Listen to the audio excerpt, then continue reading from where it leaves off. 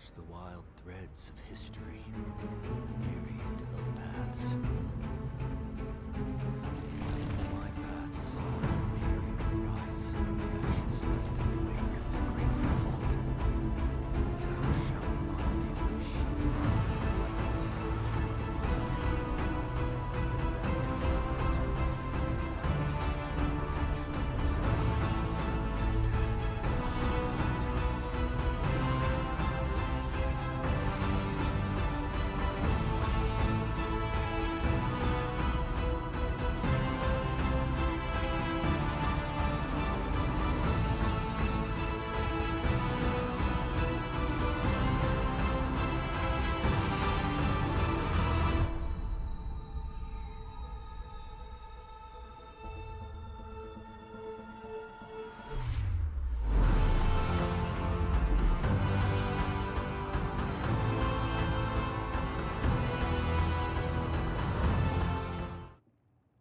What's going on, everybody? Got a little sneak peek there in the beginning before we got the transition screen up.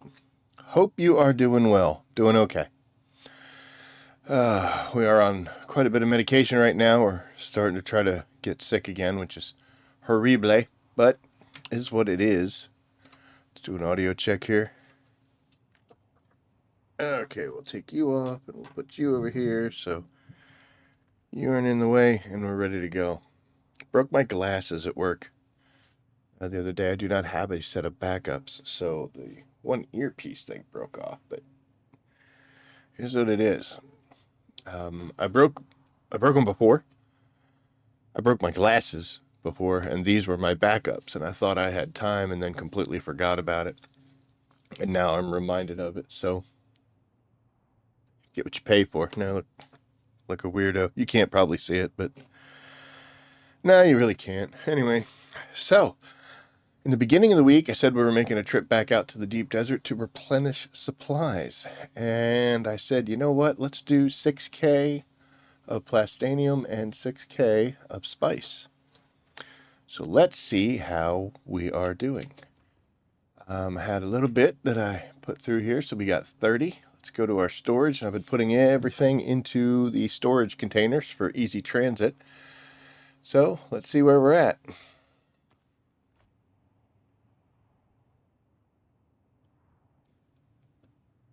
So I got 2,300. So we're not even halfway. And it's Saturday. So I need a big day as far as plastanium goes. And just so you know, we are at 0 titanium backed up. But look at all this fiber.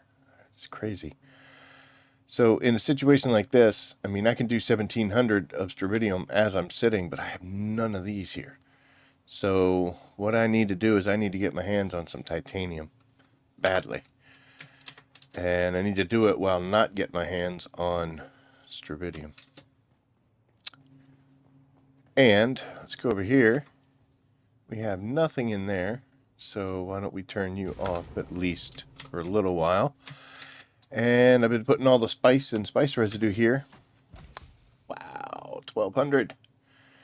And you can see I made 6 batches. Super far behind on that. So I should be at least like 2/3 in order to be a smiling happy face, and that's why I'm a sad panda. The only thing that's in good is the fact that because I haven't been able to make as much stuff, we are doing great on water. Super awesomely great on water. So, first thing I'm going to do is we're going to get our hands on some immediate ore. And we do that through the buggy. Okay. And we're going backwards. All right. Now we wanted to go backwards. So, let's get out here. And I'm not going to ignore strontium because we definitely need some. But we're going to try to favor some titanium. If that doesn't work all that well, then we are definitely going to have to make a visit out to one of the big islands. We'll have to see. Once you get a spot out here in the deep desert that you're accustomed to, you start kind of getting a good idea of where the nodes are, which obviously helps in a situation like this when you need to make as much as you can. I've got Ceridium down here and 2 titaniums over there, which is awesome. So we'll go ahead and grab this. Some of you might know that I'm doing a video series designed to help people who haven't quite stepped into the deep desert yet, just to help give them an idea of, you know, the best way to do it, how I would do it, and etc. And in that video, we're covering a portion about mining with the buggy and what you have to do in order to be able to. And I got the buggy, got the mining and all that, and was able to bring it out here. Oop. And, you know, it's so much more efficient. You get so much more for the time you spend doing it. And for that video, I was doing just some, just some hand mining with the cutter. And,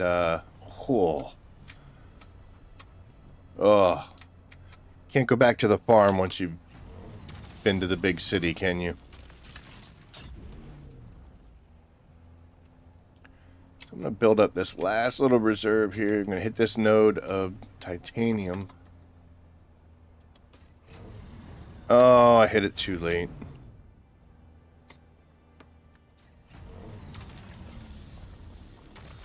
And we're going to come into the vehicle's inventory. I'm going to go ahead and fill up all of my space that I can with this, so that way I get that extra little bit. Don't know if you know this, but if you can't pull the full amount, it's pretty easy. You just split it, and then you bring over this, and it'll fill out whatever was the problem. So now I'm completely full, which means I can't jump out and pick things up. But you know what? That's okay. I don't plan on doing it anyway. I saw a lot of discussion where people were saying once you can get the buggy and mine with it, do you stop and pick up these the little free runners there? And the answer is no. No, we do not. In my reasoning, the amount of effort and time to jump out, run over, tap, tap, and jump back in, even though that itself is very small. I mean, there's only like 3 pieces there. Yeah, we got the new skills that allow for like jackpots and bonus yields and stuff for picking things up, but it's just not enough. I'd just rather zip on down the road and get to my next one. So after that, we're gonna start skipping those nodes. Trying to make the T6 ingots. I got both iridium to it, but when I go to make them, it says I need some kind of fiber, not ore. Yep. Jiggy's got you. Chemical refinery, and you got to make the masses into fibrase. I'm gonna skip that one.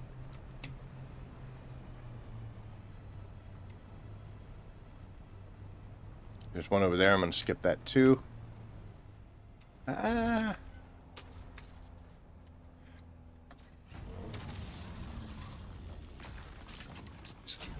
Might have made a mistake. It's kind of jarring seeing that R, like the red warning coming up every time. Every time I see it, you know, it's red, so it makes me scared.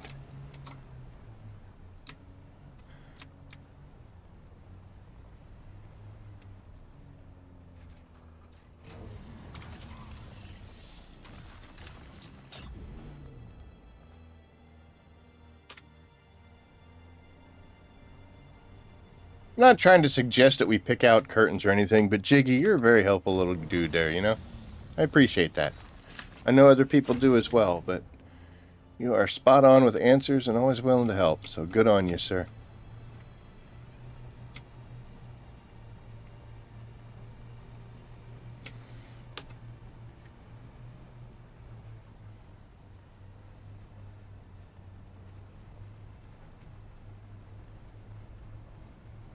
I'm looking at the chat. That's why you don't text and drive.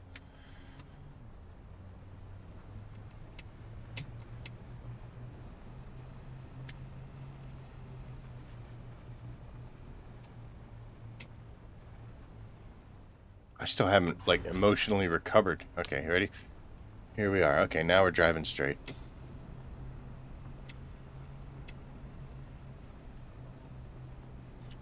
In case anybody ever wants to be a douche canoe, once I start streaming, if you see me collecting ores, hang out at this ship, because I always drive past it, because it's real easy, but it throws me into the PvP section, so you could hit me right here.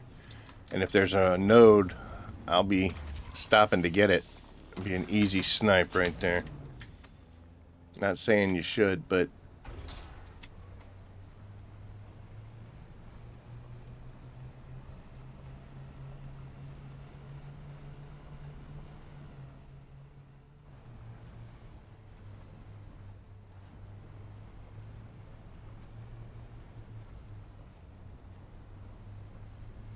Okay, so you usually go up to the left, the right there, but it's not real good this time, this cycle.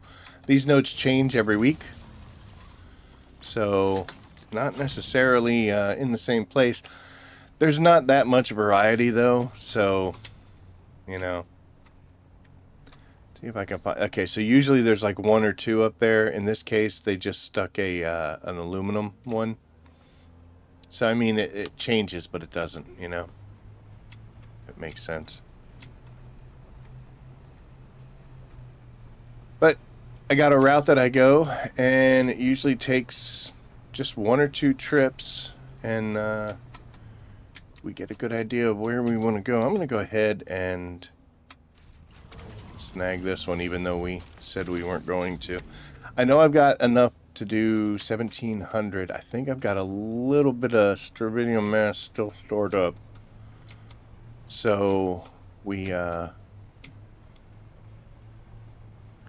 enough to make about 2,000, and we're about 3,000 short, 3,500-ish. Come on, there you go. All right. What you are about to see me do is don't do this. This is my advice. I'm telling you now, don't do this. I do it all the time. You shouldn't do this. Because there's no fall damage, I have no respect for gravity, so I just drive off of cliffs and everything.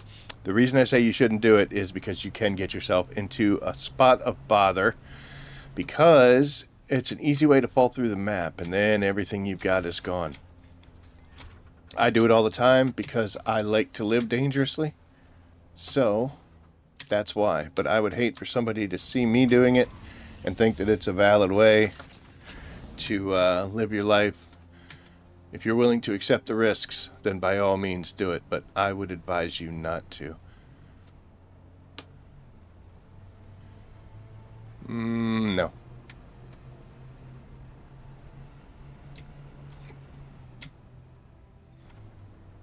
Let's do a quick check. Oh, we're over half. The reason I'm doing this is because after we're done here, we've got to address our lack of spice issue. And I would like to do that while plastanium is being made.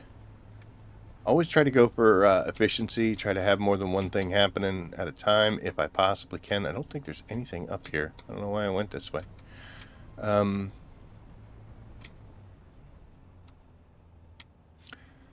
But yeah, I want to get those machines running and start getting some plastanium building. And then we'll go up there, down there. We'll go address our spice problem. Be honest with you, I would rather focus on plastanium. Between the two, sorry, a little early there. Between the two, I am way farther behind on plastanium than I am on spice, but spice is nice to have. I said 6K, and damn it, I'm gonna do it.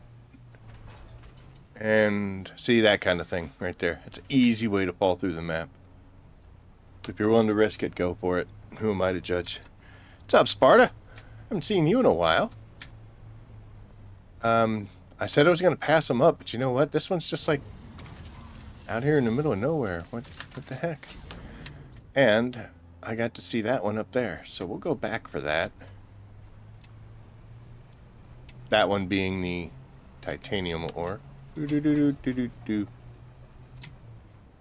All right.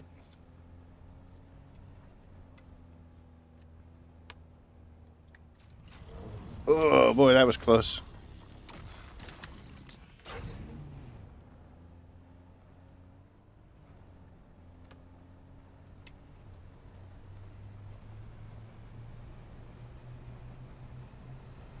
If it does happen, if it does drop, say I went through the map, I hope it doesn't happen because look at all them fuel cells.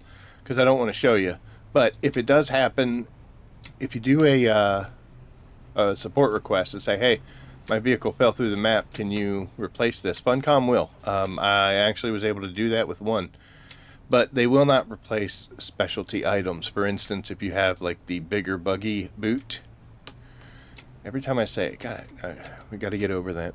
And like a fancy cutter array, like the improved cutter array, like the one I have, those will not be replaced. They will replace the buggy. So there still is a sense of loss. No, I'm not going up there. But there is a better way to do it because you've lost the materials. They won't replace what was in the buggy at the time, so that's gone. In that case, if you're lucky enough, when I fell through the map, I fell through and then landed on something. It was way down below. It was all weird, pixelated, and all that. Always carry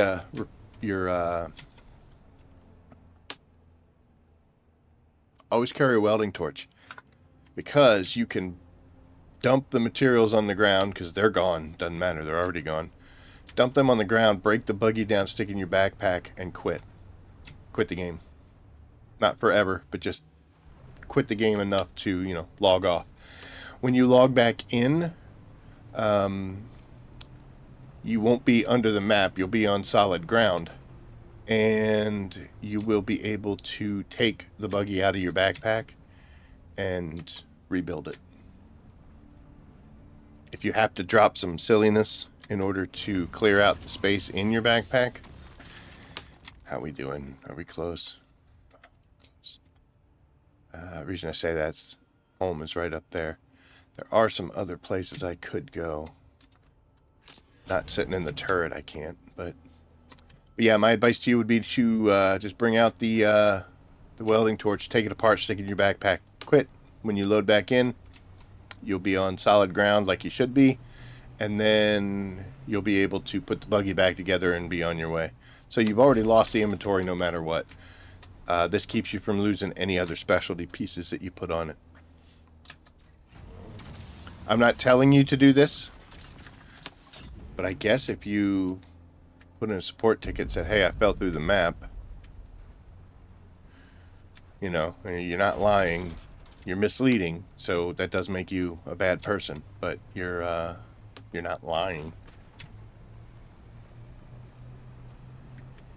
Maybe let them know just so they can fix the map.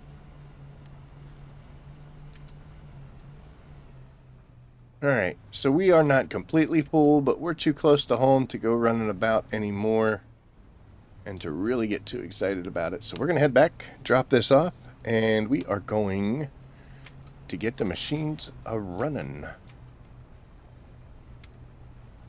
Whoa, easy, easy.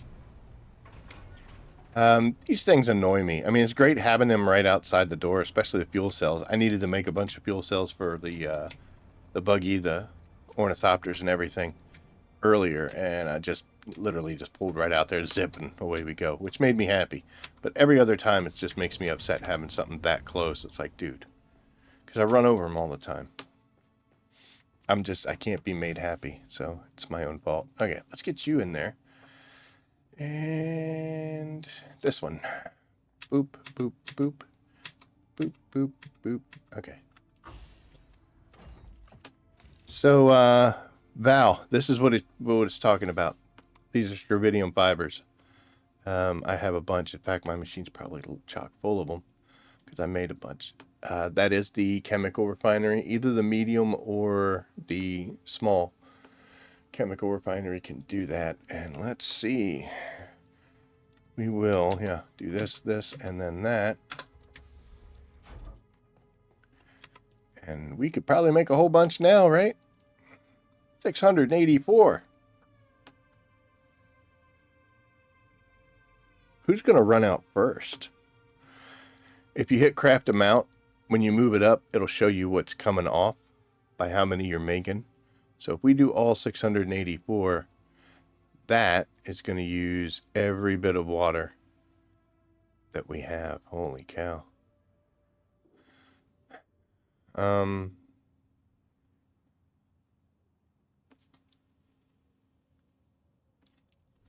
Look at that. All right. Well, that definitely put a heck of a cut into it. So now we're going to come over here. We're going to open this. We're going to get these guys in here because we definitely need water now. Just spent 800,000 water.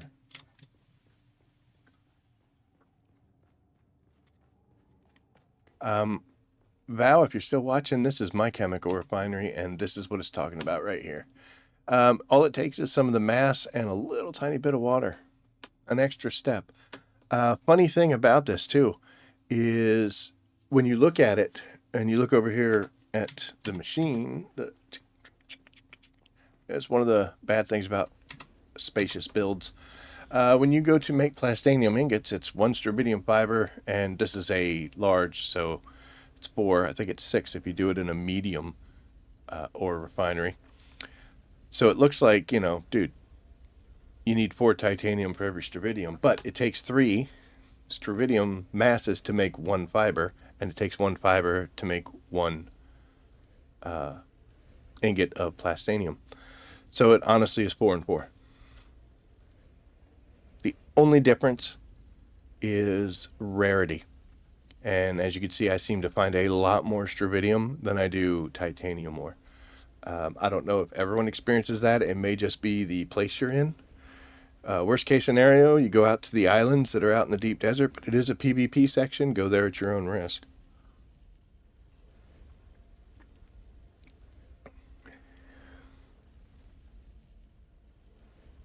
But titanium a few every week.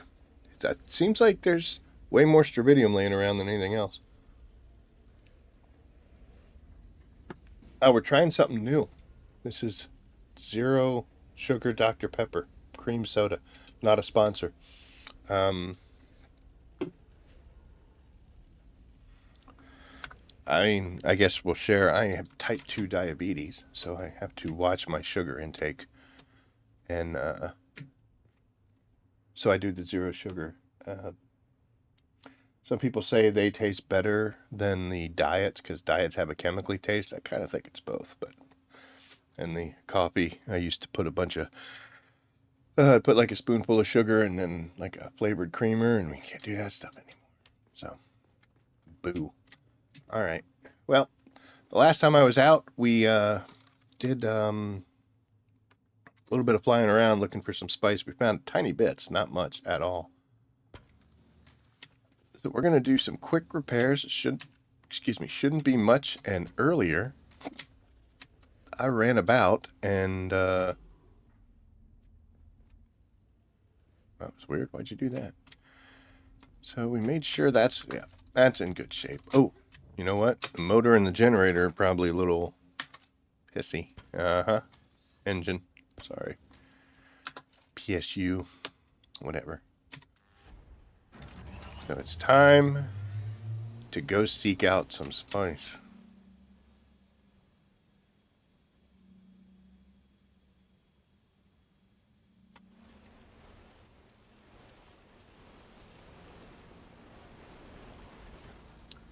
So I went out the last stream. You saw we went out in the deep desert, but I ended up doing Overwatch for the guild, which I am more than happy to do. Don't think that that's a complaint.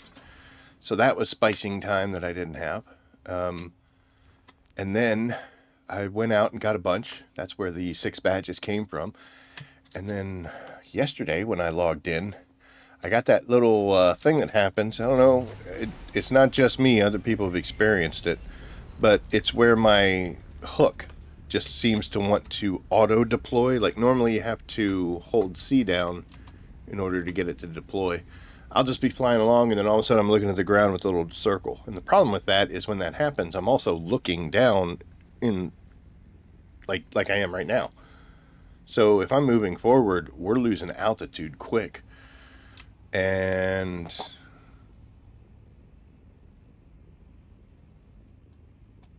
see, it's trying to deploy.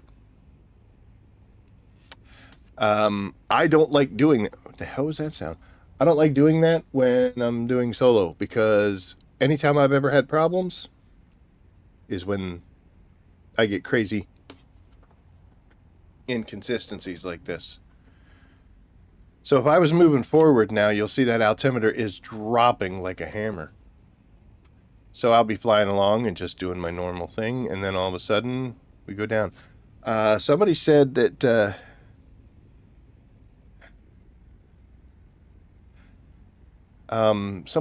if you don't see like the icons for the claw and all that and the thruster, that's what happens. You need to get out and do it. But I've jumped out. I actually logged out and logged back in, and it kept doing it. Makes me a little wary to risk it. And I've had this happen before, and it decides to pop up at extremely bad times. Like, you know, when a worm is coming and I pick up and then I go to set it back down and pick it back up and set it down. I'm like, dude, what are we doing here? I don't know what causes it. I can't narrow down what causes it. And I also don't know how to fix it. But then I'll go an entire day and never once see it happen.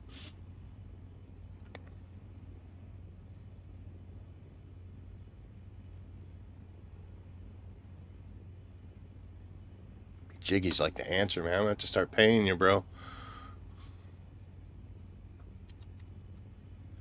Oh, I think we're in trouble.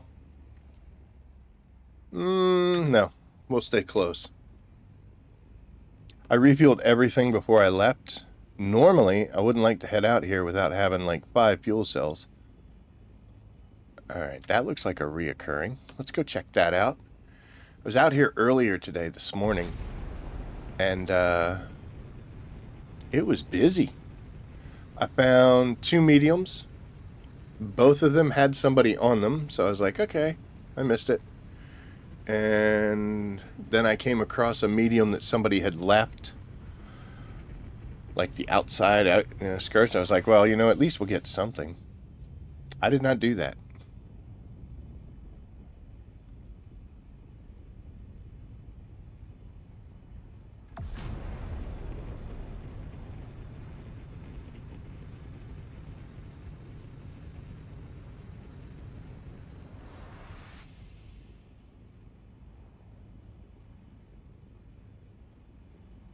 What is happening?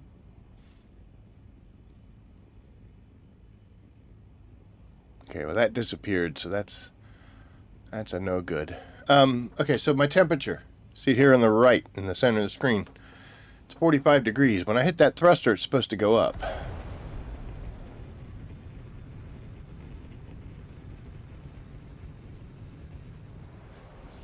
And then my thruster just shuts down.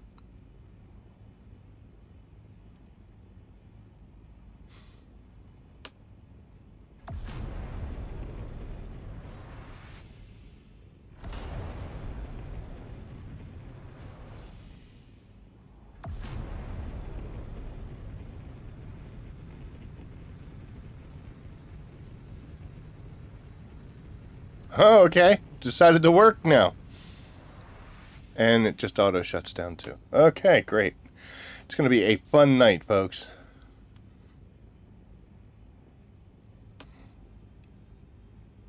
Should have titled this Dealing with Adversity.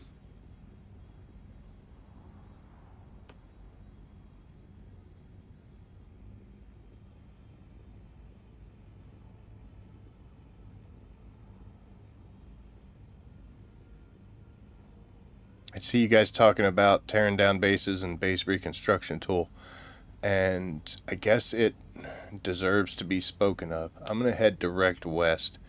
Oh, look at that. Look what's right in front of us. It's all about timing, everybody. See what I mean?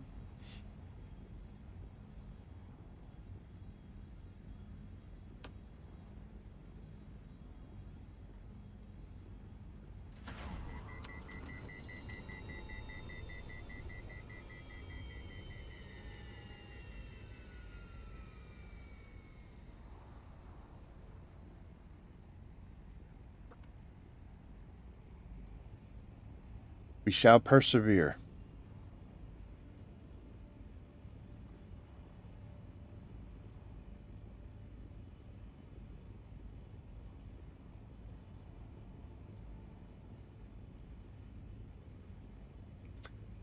We're still in the PvE zone, so we are safe from being attacked by other players, but not safe from being messed with. So we do have to be on guard, at least to an extent.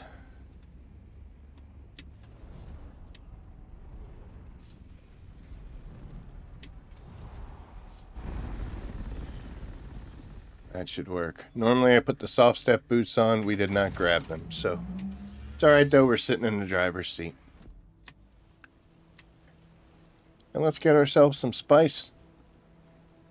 Nice little medium field here, all ready to go. I've seen a lot of people, and they've spoken directly to me, like in comments and things. They're not really speaking to me.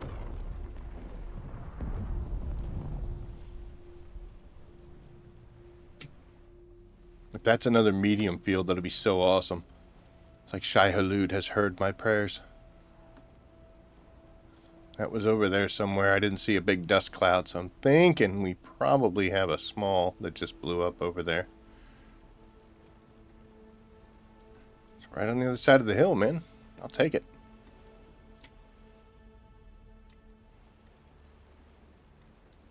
Definitely a small, but that's...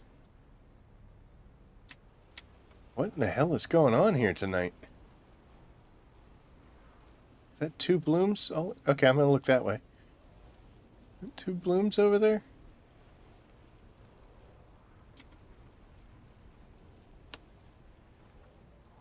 We'll take it. We will take it. I was just gonna look this way now. It's not real important what was in front of us.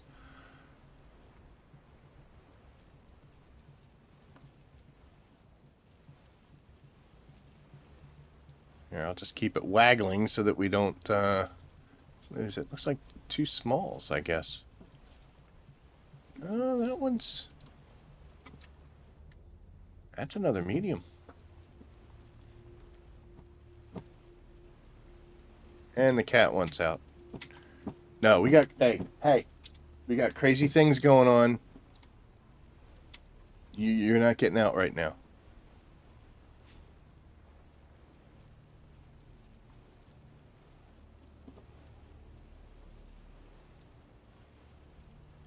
Eventually, we're going to have to go airborne to, A, get a sight on what's going on over there, and B, to reset some worm aggro. So, we'll do that. If I had... Oh, look, we drifted off course. We cannot... we can't leave that. Alright, we're going to do this again. Hopefully we don't call a friend.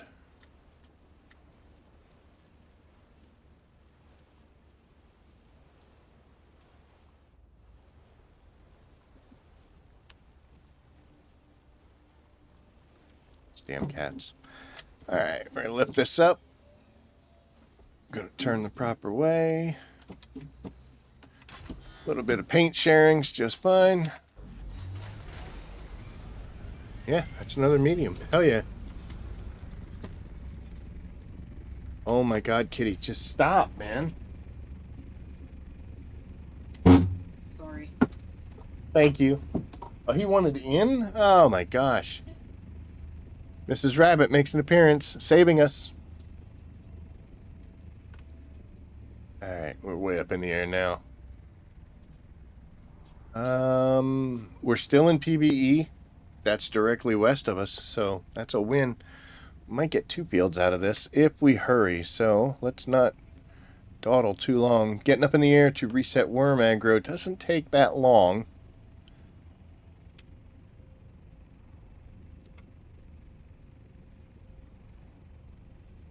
And I'll show you another trick. So I went right up the center, and then I went over to the left. That's going to give you the most spice in the shortest trail. You could just like drop in the center and spiral your way out, but I don't do that. So what I'm going to do is we're going to come over here now to Hawk. And we're going to drop down eventually. That's too far. And I don't know. Okay, I'll get out. It's fine. Okay, so what I'm going to do is I'm going to do 3 swipes in the center. The exact same way I just did that one. And then I'm going to move over to that other field, do the exact same thing. Why? Because that's going to give me the most amount of spice that I can get in 2 separate sets. Like 2 sets of 3, 2 sets of 3. Then I'll come back to this guy, finish it off. And then I'll go to the other one, finish that one off.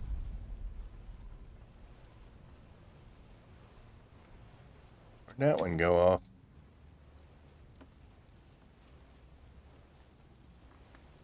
It looks terrible, like I'm kind of being a douche about it, but we're already well behind.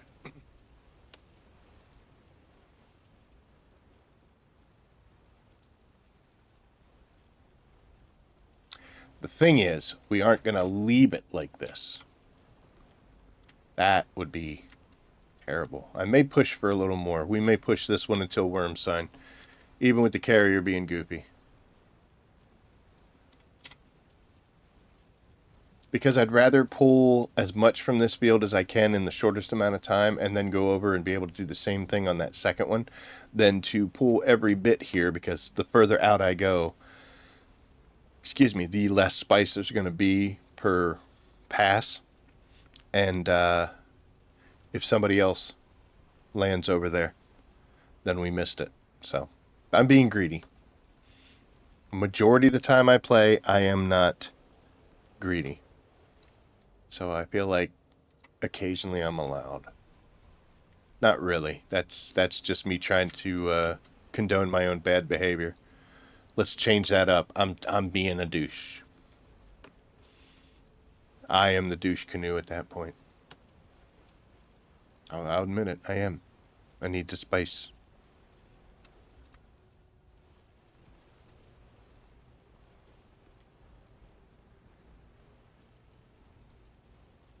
So normally, this would be the end. I would get up and I would vacate. We would go up in the air, we'd hang out for just a little bit, and then we'd come down and we'll finish this off. But what I'm going to do, and I guess this will be a good example of what to do when you are sand crawling and you have worm sign. If you have a friend who can fly for you, then it's super great, because you just keep going and they get to worry about when bad things are happening. You just drive back and forth. Soloing, I normally just don't like to get too far away from the carrier, and I don't like to put the risk there and actually summon a worm, so I usually would stop. This is a good test, though. Oh, I drifted off course somehow. How terrible. So that was my 4th run, but they are getting shorter runs each time. I would expect to get up the hill, but I think he's going to get summoned. I have the dampened treads and doing everything I can to not upset the worms, but who knows. Going backwards I love, because I'm getting closer to the ship, and that's what I need to save myself. You know what?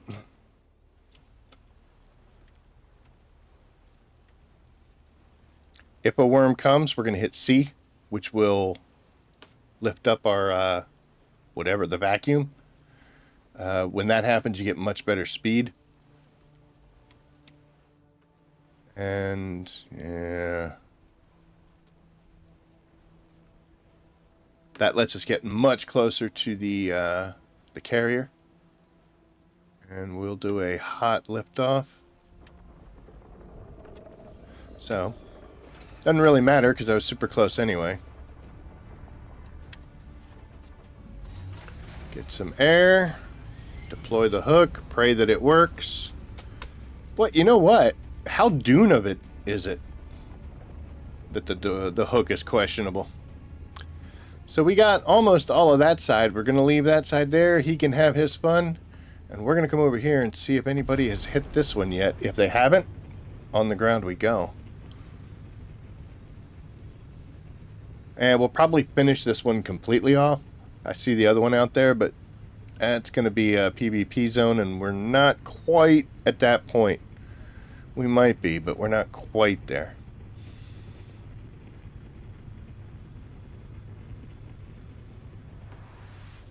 Okay, well, the thrusters are working properly. Let's drop down and see if this has gotten anybody's attention yet. Does not look like it, but we won't know until we're in the cloud. It's ours. Cool. All right.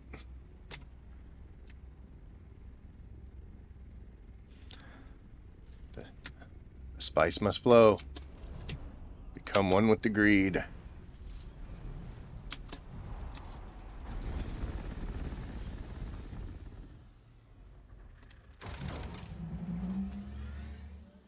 I don't need to respawn on this. If I'm dead, this thing is too. That's something about solo spice farming and actually spice harvesting in general. The worm is after the crawler.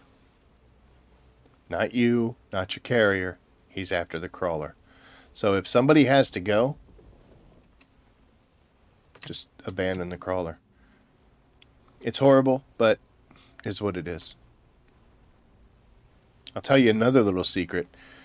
If you haven't had any catastrophes happen, it doesn't take long for the reconstruction or the backup tool for your vehicles to allow you to just pop in the Solari and remake a destroyed vehicle. When the worm eats your carrier or your crawler, he is going to leave that little satchel bag of all the spice that was in it. It's just going to lay there in the sand. If you're fast enough, which I don't believe I am for my base, but you'll notice there's another base showing up here. That is actually my guild base, which is only 3 kilometers away. I can probably get to that base where I'm allowed to land and do stuff. I can reconstruct this carrier, and I should be able to get back out to this spice field, and that'll still be there. All that spice that's in here right now. If you park it close enough, you can literally just stand there and access the satchel and pull up as much as your backpack will allow you to.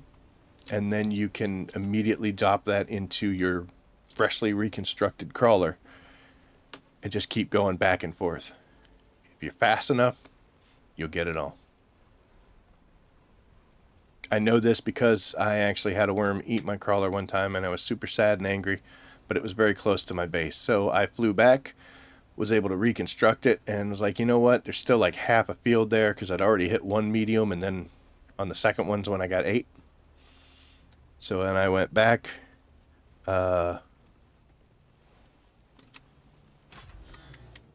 When I went back, it was laying there in the ground. I was like, what the heck is that? And I was like, ooh. And we actually got all of the spice that was laying there. So it was super awesome. Get some height. We're going to okay.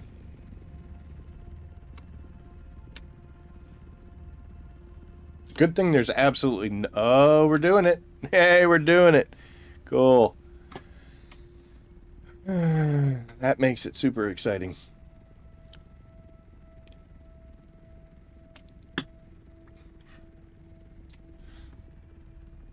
What's the worst that could happen?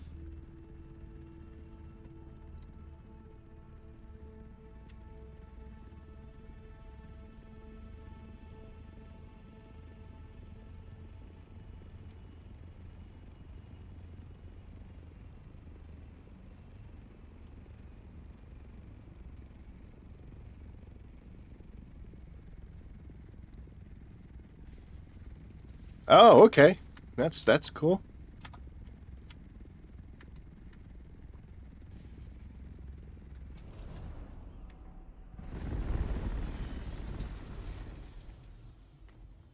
It's just use suspensor belts in Holtzman Field, you know, let's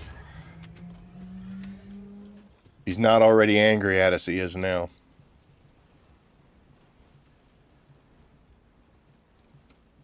Anybody else had the crazy carrier experience? Or is it just something that I get to do?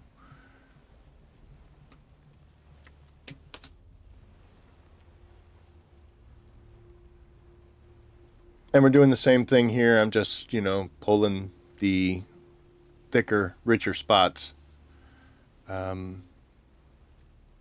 It's not that I'm antisocial, but if somebody else shows up here and they want to compact, I'll leave. Just because they're going to summon worms way, way faster than I do. Which doesn't make sense. You would think this giant bulldozer with a vacuum cleaner stuck on it would be a little noisier than a guy going thump thump, but whatever. And, but yeah, I'll just leave because I don't want to risk my gear, my vehicles, and my life just for some spice that I've already collected the richest spots of.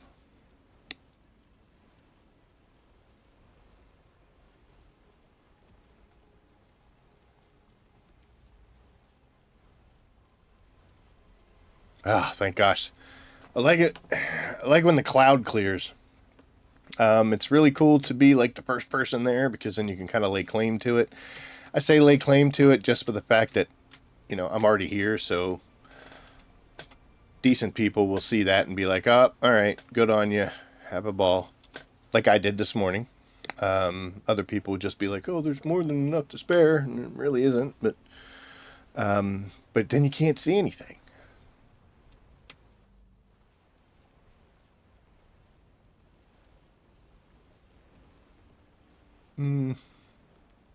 Hi from Norway. Hell yeah, what's up, man?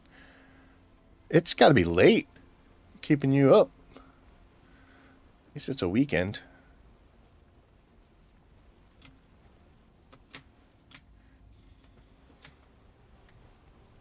Oh, look, we got a patrol coming.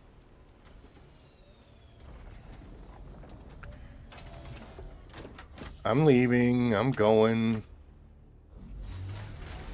Maybe, I don't know.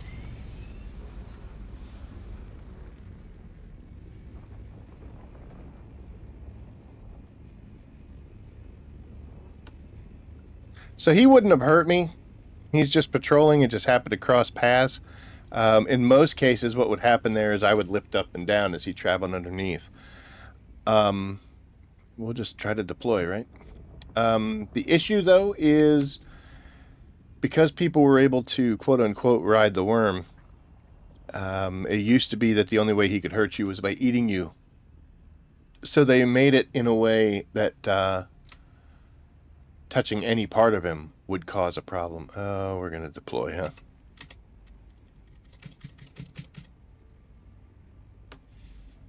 It's not a keyboard issue.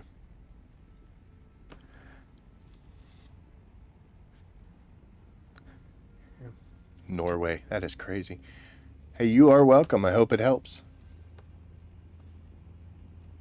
Okay, I'm sorry.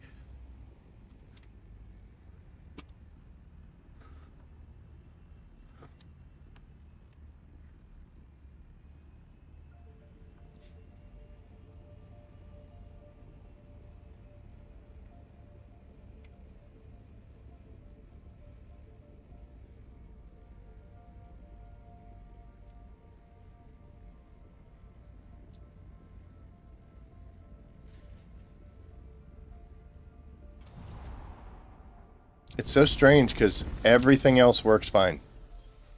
There are no problems whatsoever. The only issue is with the deploy.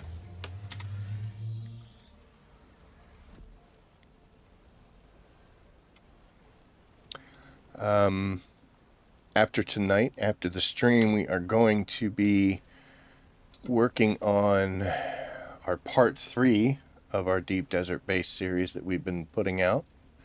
Seems to be getting a good response. People are enjoying that and helping some people out. We've got some new subscribers because of it, which is always good. This is the one. Calm down. This is the one that I was most excited about making, part 3. because part 3 is where we really get into the nitty gritty of it. We got a patrol coming. Okay, well, we're going to test it apparently because it's too late to do anything else.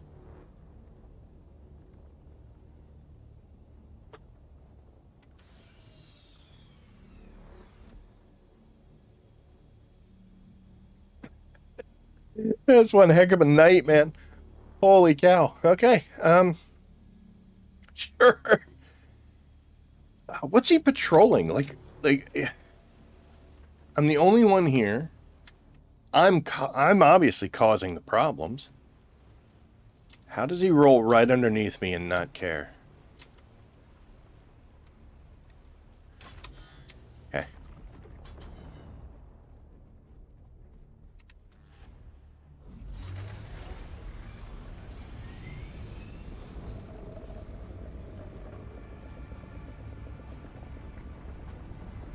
I think he's very close. Nah, not that close. That's not all that far away, but easy, big fella, easy.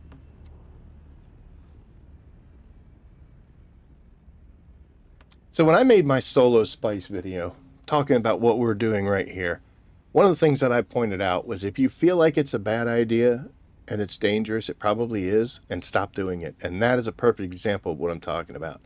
After that close call of him running underneath, I started going again. The gauge was still a little high. I felt like he was still patrolling, and even though I just barely went into it, I was like, you know what? We're getting risky. So we just got out. And he breached as we were lifting off. We still had a good amount of time there, so it would have been okay. But there was something inside of me that was just telling me we're making a mistake. So we stopped making the mistake, and we lived to fight another day. So now let's go get the spice he should have cleared out.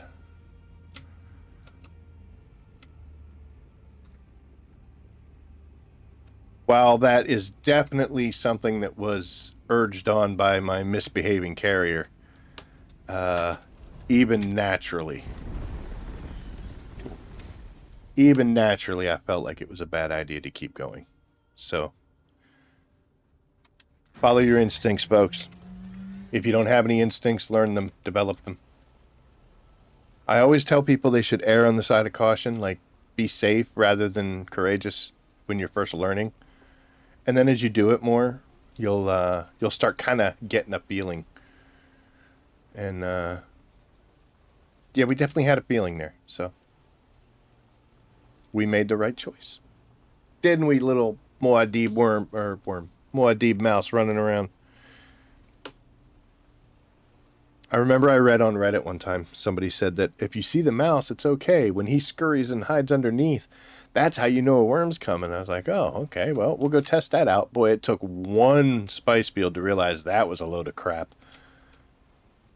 Because that little mouse was out talking to me. And we're like, I'm explaining to him what I was doing, and then here comes Shai Hulud.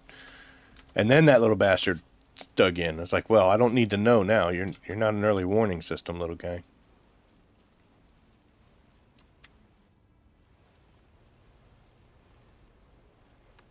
So I should be able to finish this off, this side. We'll go up in the air, reset, we'll get the rest of that, and then we'll turn around and we'll hit that field that we left. And then we'll look at our totals and see how much we got in the old carrier. In the crawler.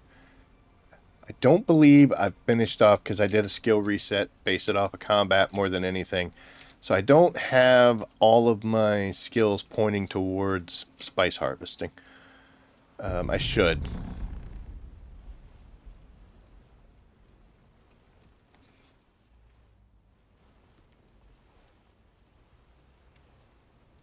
Since we're on the outskirts, it's a very thin amount. We should be able... Oh, it's back there. We should be able to get everything here because we don't have to go over that little patch.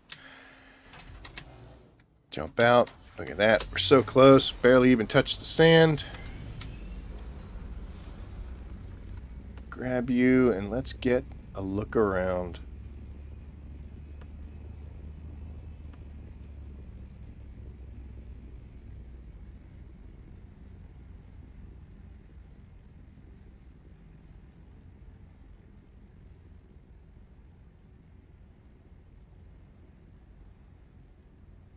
All right. Well, that will be our third spice bloom.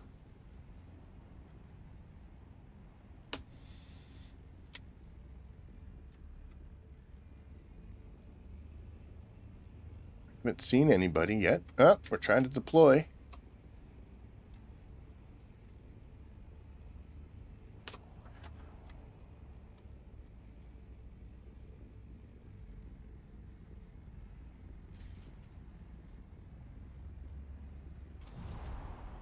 So now, I gotta admit, we were greedy with this field and the one that we just did.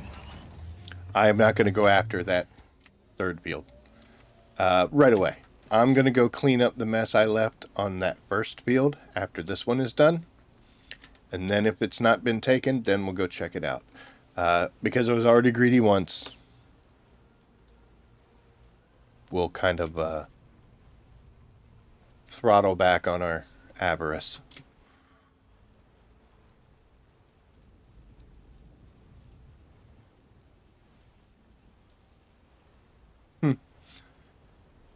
That is not the first time that I have been out here doing this and had 3 mediums popping off at the same time. No rhyme or reason that I can see. Doesn't have anything to do with like time, date, etc. Some people will say that towards the end of the week, the blooms start happening more and more. I think that's more of you're noticing it. I think when you're early in the week and it's not popping off, you'll abandon it and you'll just go. You'll be like, screw this, I'm going to do something else because I got other stuff to do. So you do that, and then you're not there to see all this stuff happening super quick and super awesome. To whereas towards the end of the week, you're more likely to stay out. Also, there's the possibility that as the week progresses, some people who have hit things hard throughout the course of the week and don't need it anymore, they will go ahead and head on home, leaving you to find all of these blooms as they're happening. But either way, I think it's, a psychology thing where you think something happens more, not realizing that you're just paying more attention to it. And that's why you think it's more. But I'm not a psychology person, so what would I know? We're leaving a little bit on the fringes, but you know what? We're okay with it. So let's go back, if we can, track where... Can it show up on the map? Look at that, it does.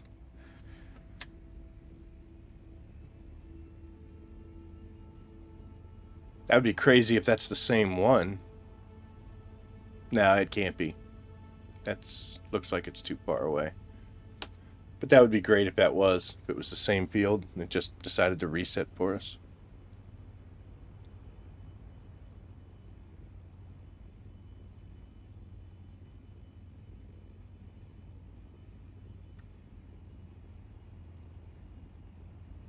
Looks like it's a direct line though. I think ours is right on the other side of this hill. Because we couldn't see that bloom that we just cleared so nice and easy. And yep, it's right here. And then just a little bit over there. So I'm going to clean this up because I've already gotten my fair share here. I can't be... I think of Guardians of the Galaxy, where I don't think anybody's 100% a dick.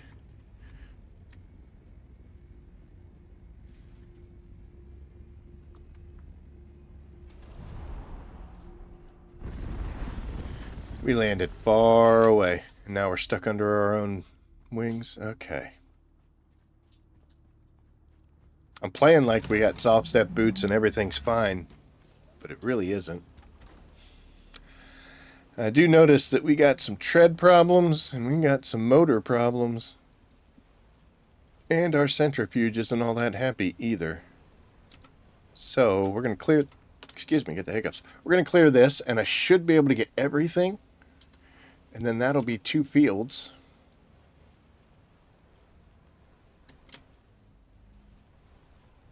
And once we get that done, I'm going to come over here a little bit because we don't need to be completely on that side.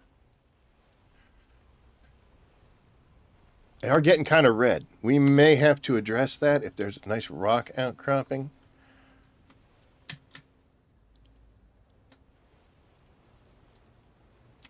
And of course, we do have fuel issues. Because I came out here with the idea that we would be able to hit maybe one field. And we're not stocked that well on fuel. The benefit is we are very close. And, you know, even 10K is considered close to home. So we don't have to run away that far. Oh, man, I can't let that sit there. Wire to kill me.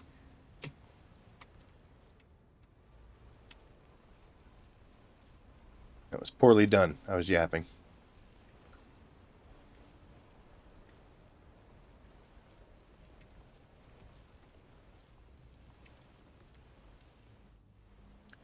So we may have to find ourselves a little rocky outcropping, and it also helps my conscience a little. It gives somebody else a chance to come hit that bloom. While I'd need it, and I would love to get it, wouldn't bother me if somebody else did.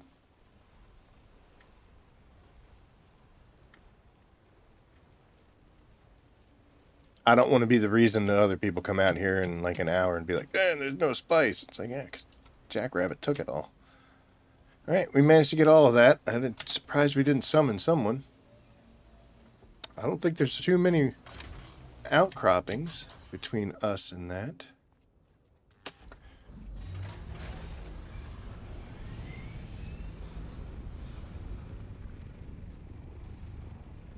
But that one little patch in the middle.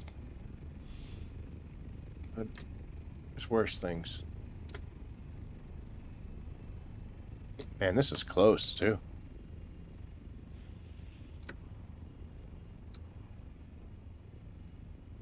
Okay, so while I want to talk about it, here's my inventory. I got 2.5 large fuel cells. That will not go very far in the carry-all here. It's not a carry-all. It's called a carrier ornithopter, but in Dune lore, it's called a carry-all, and that's what I'm going to call it. But that will not do very much fuel in here.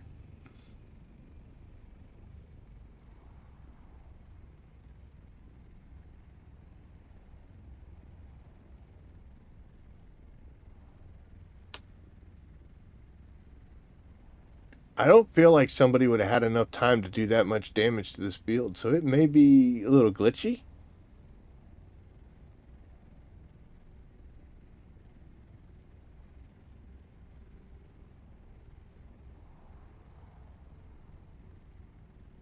I mean, it's been up for a bit, but it wasn't up for that long. Unless there was more than one person pulling from it, but that's also a very good job for just...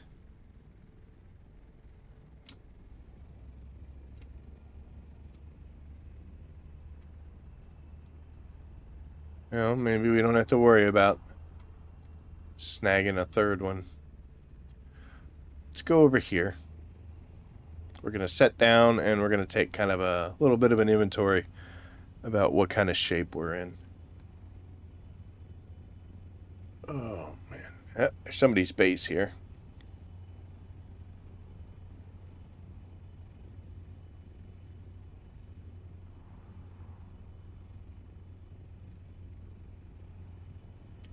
But we're in PBE. So we're all friendly here.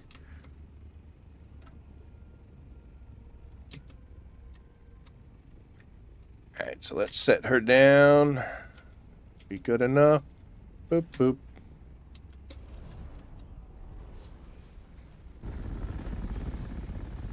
Ah. Alright, how are we looking so far? Well, 30% left on those. Oh boy, she is hurt so bad.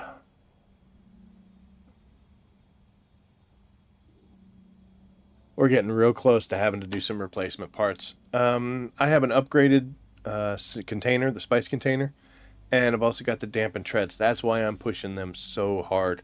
I want to get every little bit out of it, and we got 52% fuel. So let's jump out.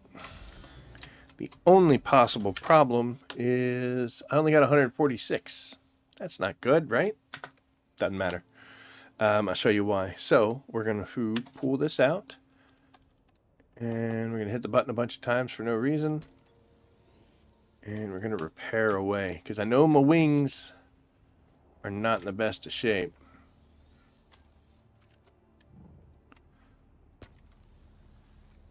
Of course, we did this right before we left, so...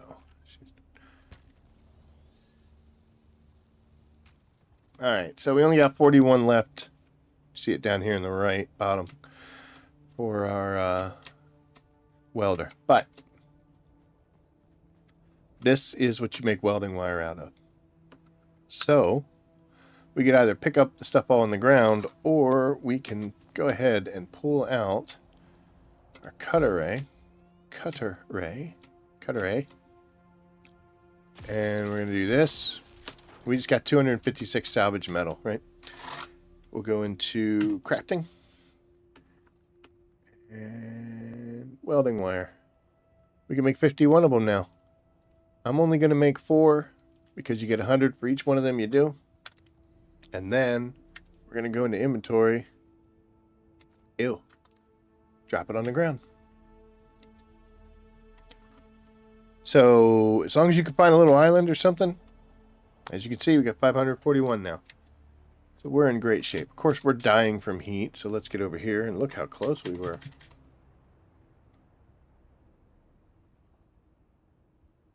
I don't care about heat stroke.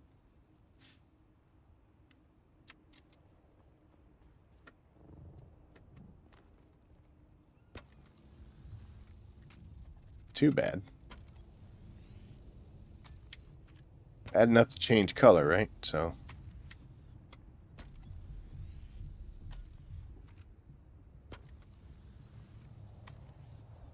And depending on how much repair... Ooh, boy. Depending on how much repairs we have to do, we could go back over there and pick up that salvage metal. Get ourselves back to 500. And be good to go. But to be honest, it's not that much of a concern because we can just do what we just did again if we have to. You're fine. Everything else should be good. Thruster's a little hurt. There we go. There, we got 290, so we got almost 300 left. All right, that's awesome. Now, let's come over here, and we're going to look at our fuel capacity. We are at 52%. Takes a lot to fill this bad boy up. She'll go for a while on that, so that's okay. And then we look here, and we'll do the same thing, and we're at 52% here. But a large fuel cell will do wonders for this thing. So what I'm going to do, I'm going to click here and we're going to refuel. And we're at 100 and it didn't even use all of it. Used most of it though. So I'm going to go ahead. We're going to put the rest in this. There's the quick one. There's a fuel. 87. I don't think we're going to use all of it. So we're at 100 on both, and we've got a little over half left. So we're actually in better shape than I thought. And now, of course, the really super awesome thing is how full of spice are you? It's 1, 2, 3. It makes 3.5 batches. So that's, we're about, what, 700 melange? Maybe. It's not enough.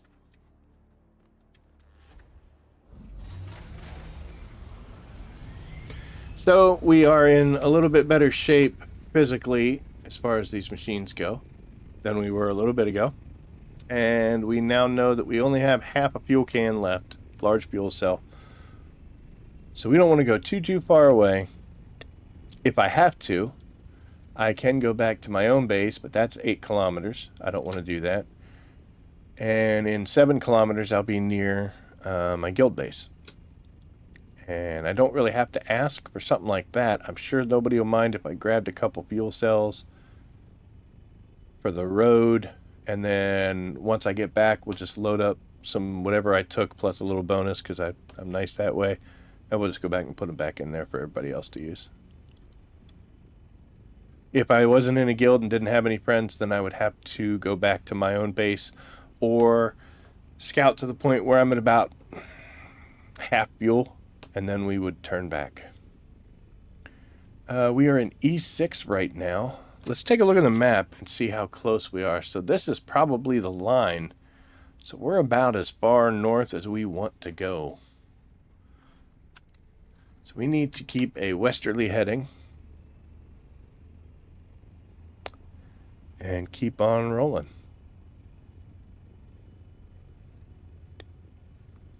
Kind of getting the feeling that plastanium order that we put in, probably about half done. We haven't been out long enough for the bad guys to turn into water. When we get back, we're probably going to just immediately put another set of them in. It looks like a small.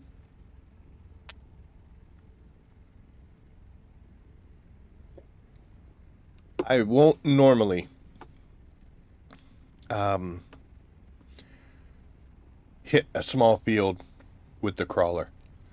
I usually hit the first one I see just to kind of get the machine going and my senses back to where I need to be. So the first one in the week, I will hit that. Now, let's say we were done. Like I'm low on fuel. I don't want to risk it. And we're heading back to the base.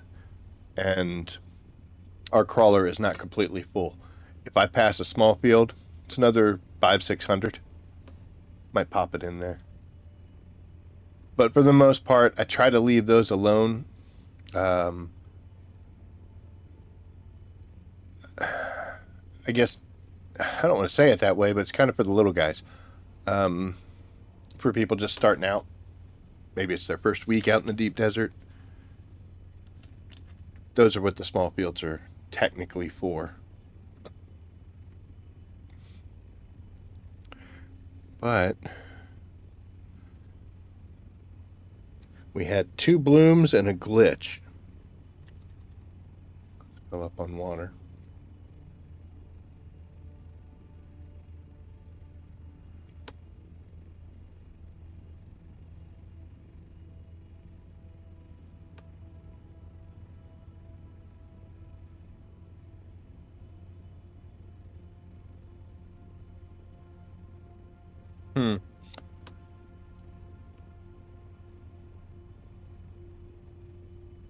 I actually did some PvP solo farming the other day.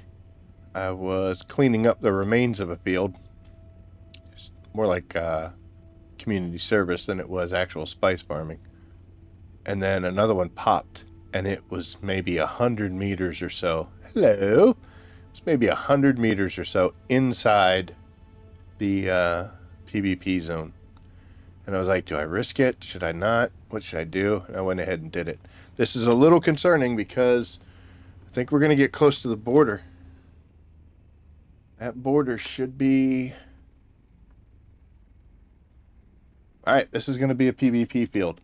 We are not close enough to it. I think the line is going to be right about here. In fact, we stopped just before it. So we have to make a decision on what we want to do. Normally, I'd be like, nah, let me just head on off and see what else I can find. But we're in a pinch.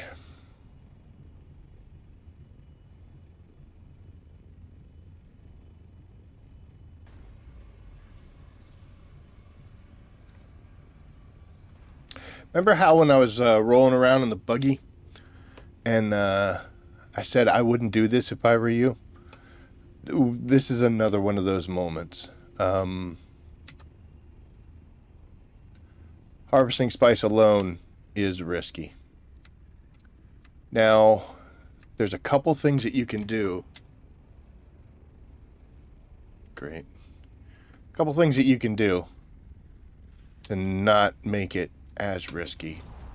First off, I'm going to be like a cat on a window. And I'm going to be looking everywhere. Just to make sure. So I'm keeping my eyes on the skies. I don't care about anything else. We are listening and we are looking. If I see somebody coming, I want to get this thing, my crawler, underneath the carrier so that when I have to jump out, I'm not going to be exposed. The transition from vehicle to vehicle is where you're going to be the weakest. I have the ability to throw my shield on as soon as I get out, but it can be a little sketchy. So I would actually like to put right underneath that side hull is where I want to keep me. Just so if we have to jump out and switch over, we'd be able to.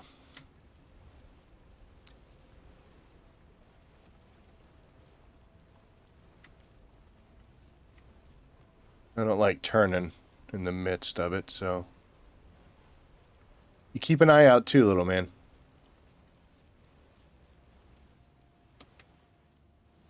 Bad guys can come from any direction, even straight up, which we can't look straight up, but we can look pretty high. I don't need to really look at the sand. I've done this enough to where I know what I'm doing. And honestly, it's just not moving side to side and pushing front and back. We are going to do a third run right here.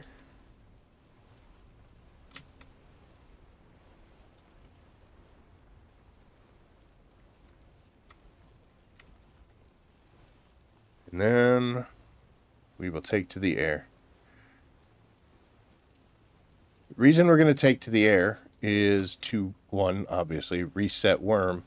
But also it gives us a good view around. Lets us kind of breathe a little bit. I know I'm not acting like it, but I am kind of on edge right now. Now let me show you what I'm talking about. If there was, say, an ornithopter came flying by, and he's just waiting. He's like, dude, as soon as this guy gets out, we're gonna nail him.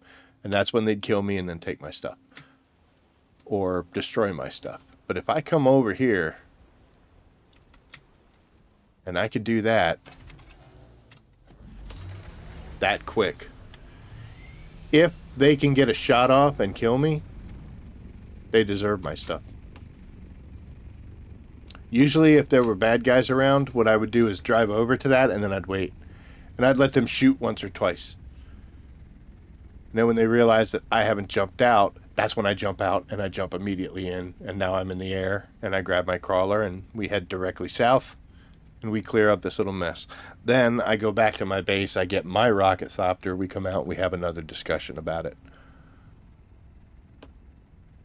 Or, since my guild base is just right over there, maybe I see if there's any friends online. And then we all have a group discussion with them. Who knows? But in case I get chased off of this, again, I want to make sure I'm getting the most out of the time I'm spending on the ground. So we're going to start here and work our way to the left.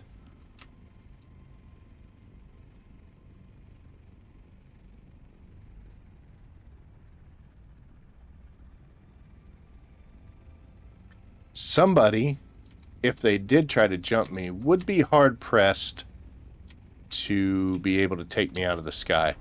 We are close enough to... I'm just going to check one more time. We are close enough to the change zone that I don't think they have enough time and or rockets to bring me down. What they can do is land on top and try to use las guns to take out critical systems.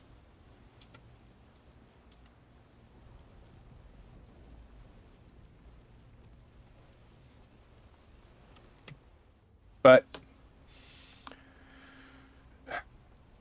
risk versus reward. If somebody did attack me right now, it's my fault. I mean, it's clear as day up there, a red line. I'm in the PvP zone. That's what this is for. The reason there's Spice out here is to draw people like me out here to it. Ooh, boy.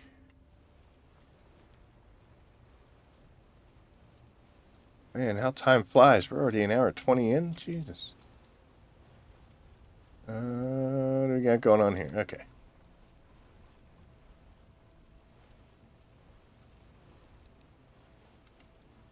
So I can't be mad if they attack me.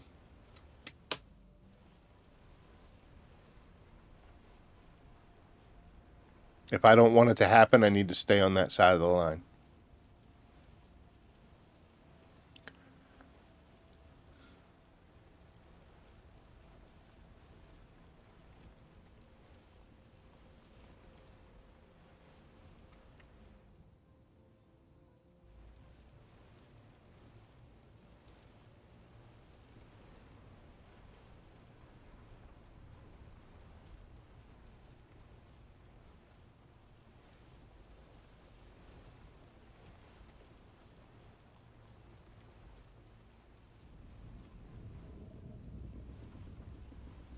So he is too far away to be caring about me.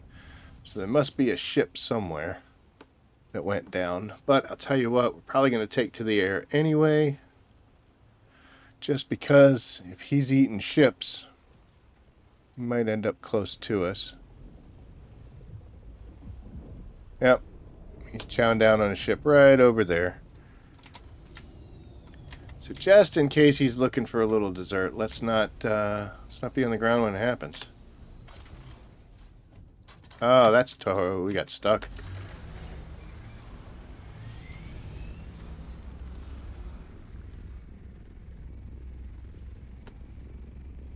And up and away.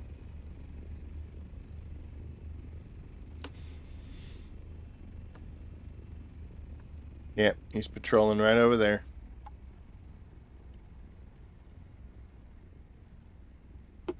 If somebody attacked me right now, thrusters dead south. Bye.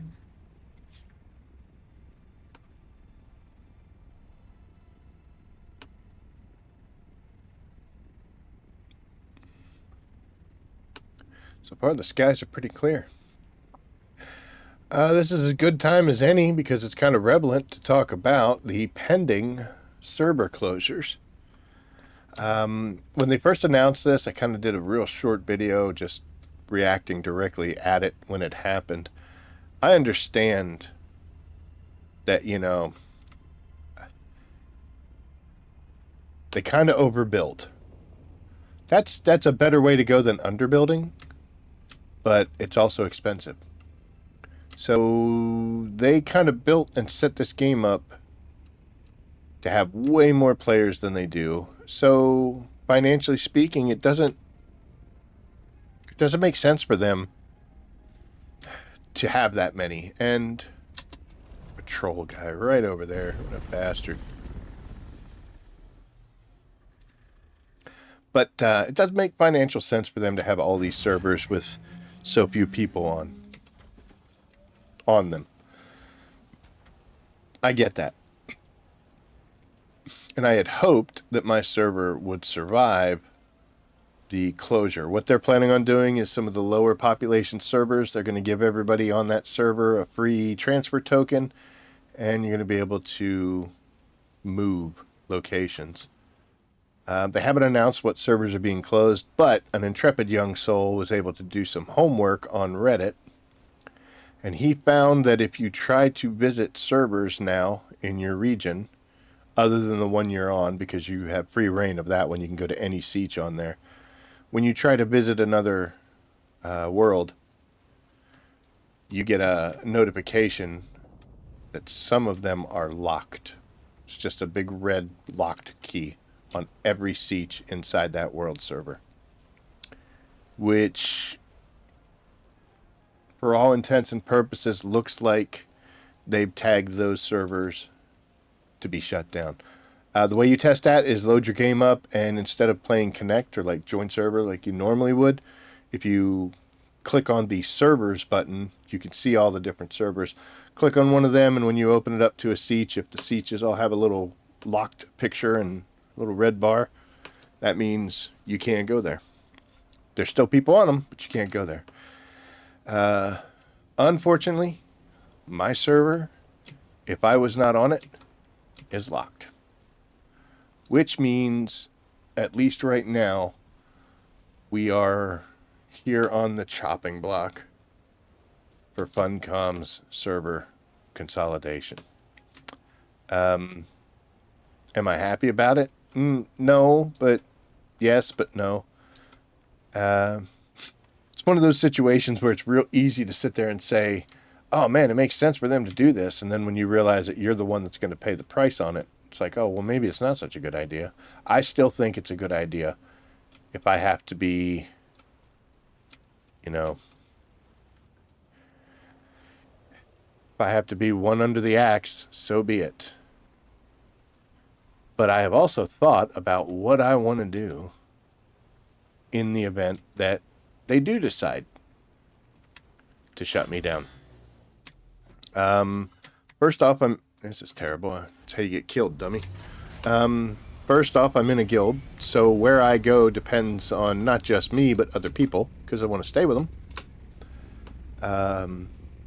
So we're going to kind of see where everybody wants to go. And I have no preference.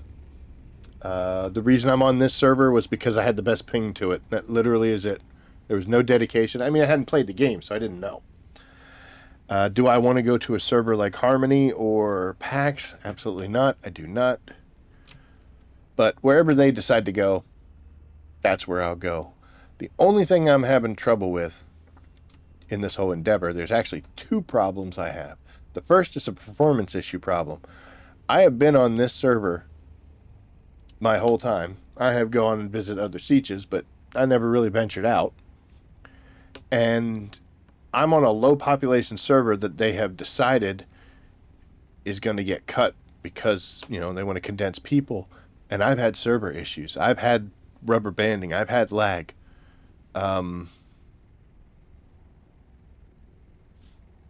What happens when there's more people? I get your server consolidation. Can your servers handle it? That is about half me complaining on the fact that I don't want my game to get crappy. And also, a portion of my complaining is because if you're going to push me together with a bunch of people, oh, that's way too far. What am I thinking? If you're going to try to condense us up, that's fine. But you better be able to handle it, And I can't guarantee that they can. I've seen server issues on a low population server that they've decided isn't financially in their interest to keep running.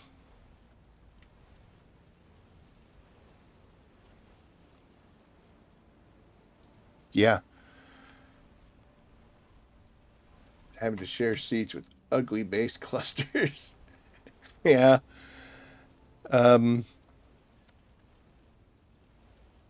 If they're going to make us move, they better be able to support it. And the other issue I have is I am not so sure if I want to carry my character over or just start over again. One of the big issues I have is I made my Dune Awakening name, which is the same as the channel. And then it said, name your character. And I'm like, okay, well, I guess that doesn't matter anything. So I named my character just whatever, typed in a name. Didn't realize that that's what I was going to be going by in chats and all other things. I just thought it was one of those names that no one was ever going to say, see, or do anything with. Didn't realize it was...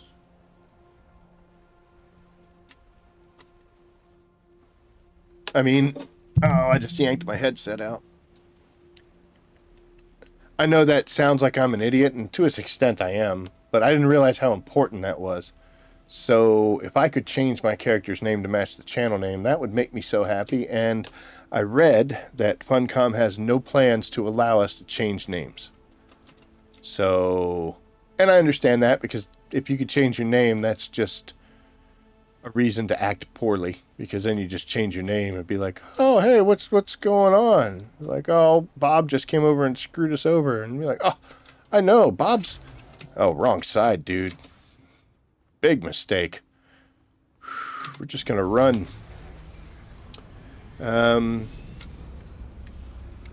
Sitting here yapping, get myself killed. Let's get to a safe spot.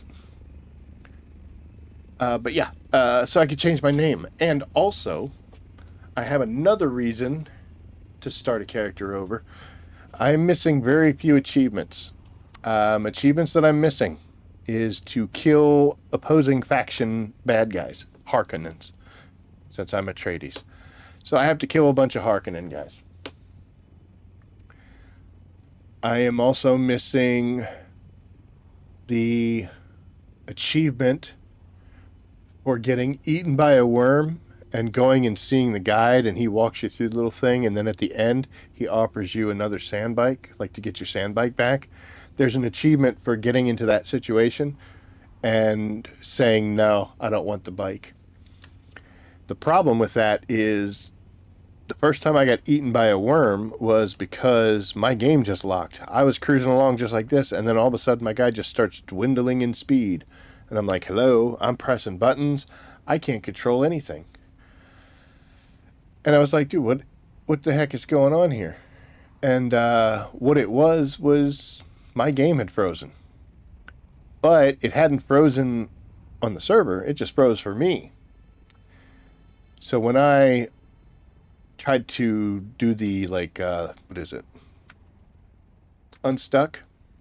That didn't work. So I closed it, loaded it back up. As I'm closing it, I see worm sign. So I stopped, and I'm like, great, this is wonderful. So he eats me. I'm like, sweet, I just lost my bike. That's super cool. I went into that little dreamscape with the guide, and I was still locked. I couldn't move. I couldn't do anything. So I was like, all right, well, let's close this. So I closed the game out, hoping to load it back up and go back into that little dreamscape thing. Now I'm in my underoos, standing over by the station over there in South Haga Basin. So I bypassed it. So I didn't get the achievement for not taking the bike, and I didn't even get the bike back.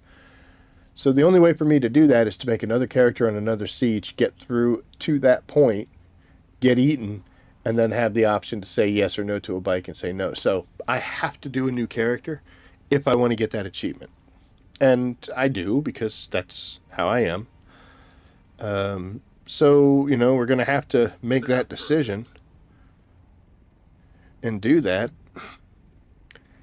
And it would also be a good opportunity for me to do it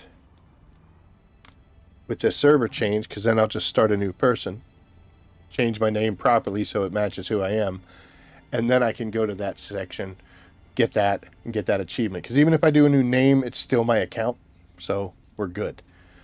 The other thing that would happen, and this is where it's going to get sketchy with the guild friends, is I started this game when it told me I had to pick a house. I chose Atreides, and it said I could betray him, but I was like, nah, I don't want to do that. So I didn't. I think what I would like to do is start another run at this and be Harkonnen. And get through all the missions up till the point where I'm pretty much where I'm at now, so to speak. And then switch back over to Atreides to match what my guild is, and then join them. So, of course, to do that, I got to get rid of, I lose all my stuff. So I was thinking, and I haven't solidified this yet, so don't get too excited, but I was thinking what I can do is the things like the Plastanium and all the spice and stuff like that, I can just disperse amongst friends. But the important things, like some of the higher gear I have, the armor, the weapons, these vehicles, break them down, put them in a storage container, take them to the new guild base, wherever it's going to be if the server is closing, drop it off, transfer it to somebody else, and then start a new character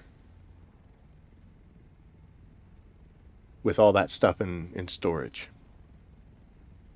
And then later, once I finish my wanderings, I would be able to just rejoin my guild and be like, hey guys, all right, we settled everything. I got the achievement that I was missing, and then pick up pretty much where I left off. I don't necessarily want to experience the game again. It's a lot of work.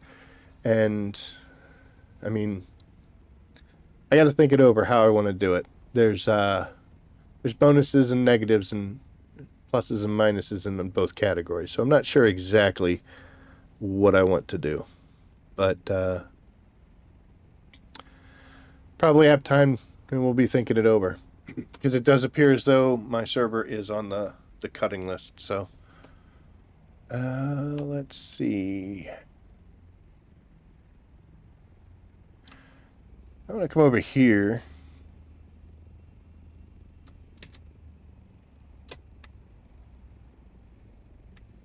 I'm going to drop on the ground and we're going to see how we're doing now. Oh, we're going to hit things.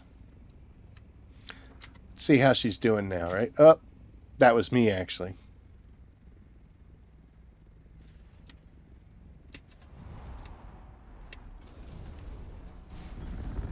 Thought about dropping it in the base where it'd be safe, but nah, we're not gonna do that. Alright.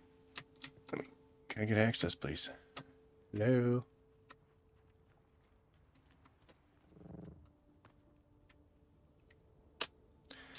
It's a chore now, wasn't it? That's more like it. Look at that. 1, 2, 3, 4 solid rows plus some extra. So there's 1, 2, 3, 4, 5 batches. Plus about a third of another. So you can make 5 batches. So we just got 1K in spice here once we have enough water to process it. That helps. We're going to have to do this 3 more times, 4 more times.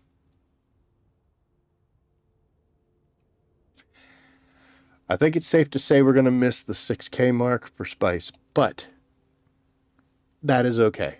It was a high estimate. I don't need 6K to replace the amount that I was missing and that I've used. We can survive. The Plastanium, I definitely need to.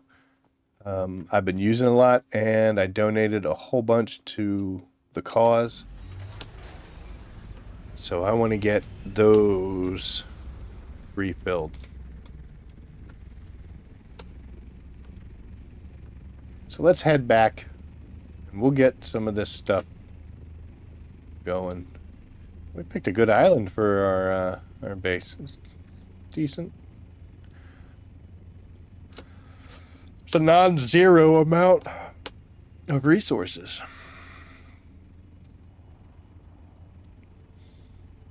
I've seen a lot of people on forums, Reddit, comments, etc., where they're basically saying that if their servers shut down, they're not going to keep playing because they don't want to play with people. They would prefer a quieter server. Now, as a solo player, for the most part, who's in a guild, I hang out with my guild mates, but not as much as I should, but I do. As a predominantly solo player, I understand exactly where they're coming from. But I'm in a guild on a server that's got people. I've seen them. And I can still pretty much operate solo. When you cross over into a PvP zone, you should never feel safe. Just by the nature of the fact that we're playing a game based on the Dune universe, you should never feel safe. There are different degrees of safety, but you should never be 100% safe. Like, ooh. So, I think we've all allowed ourselves to kind of get lured into the quiet. And now when there's a little bit of noise, it's so jarring. I honestly would look forward to more people in this game. You know, I just hit those fields without any other interactions or anything. So that's more spice for me. But if there were other people there, I would actually like that more. It's a chance to make friends. It's a chance to make acquaintances. It's a chance to hang out with people. A new player coming through here, part of the video I was talking about, one of the things you do is testing stations.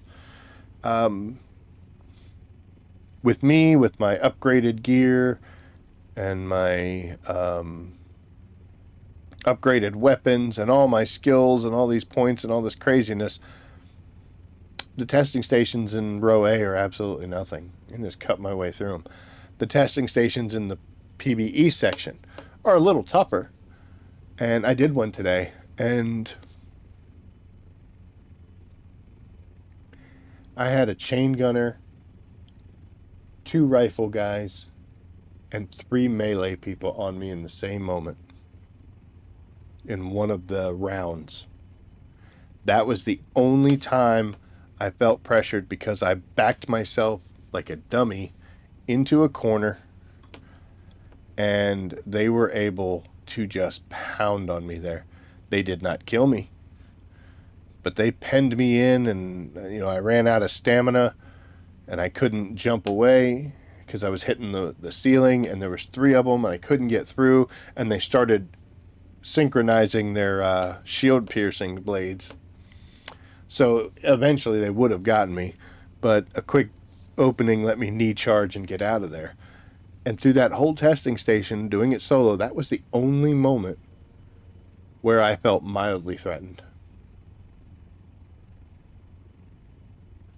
But for a new player going into that with non-upgraded gears, you know, coming in with their aluminum tier because they're just starting to work on Plastanium levels, that would be a hell of a challenge. And if they maintain a solo aspect where I'm just going to do this all by myself, it's going to be hard. It's going to be hard, going to be discouraging.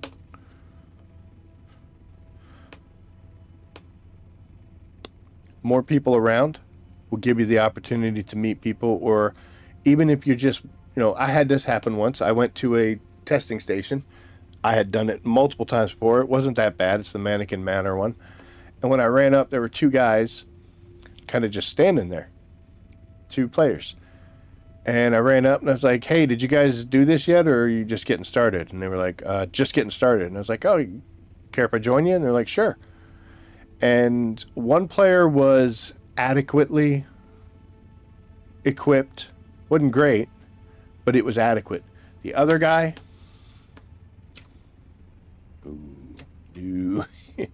it may very well have been the first time he'd been in one of these testing stations.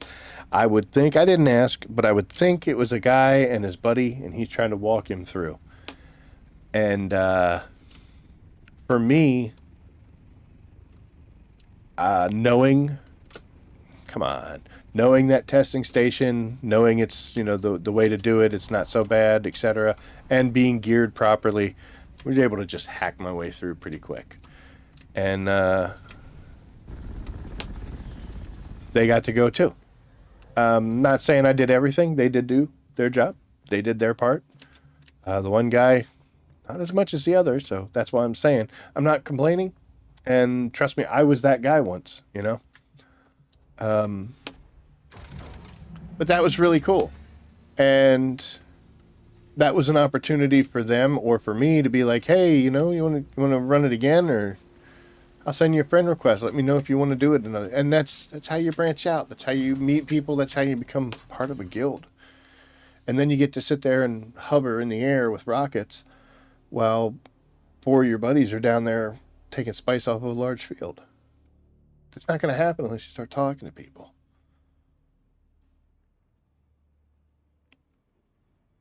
So I do like and / enjoy that aspect of it. If you remember, I said there were 2 problems that I had with this server migrations. First being whether or not the servers are capable of handling it.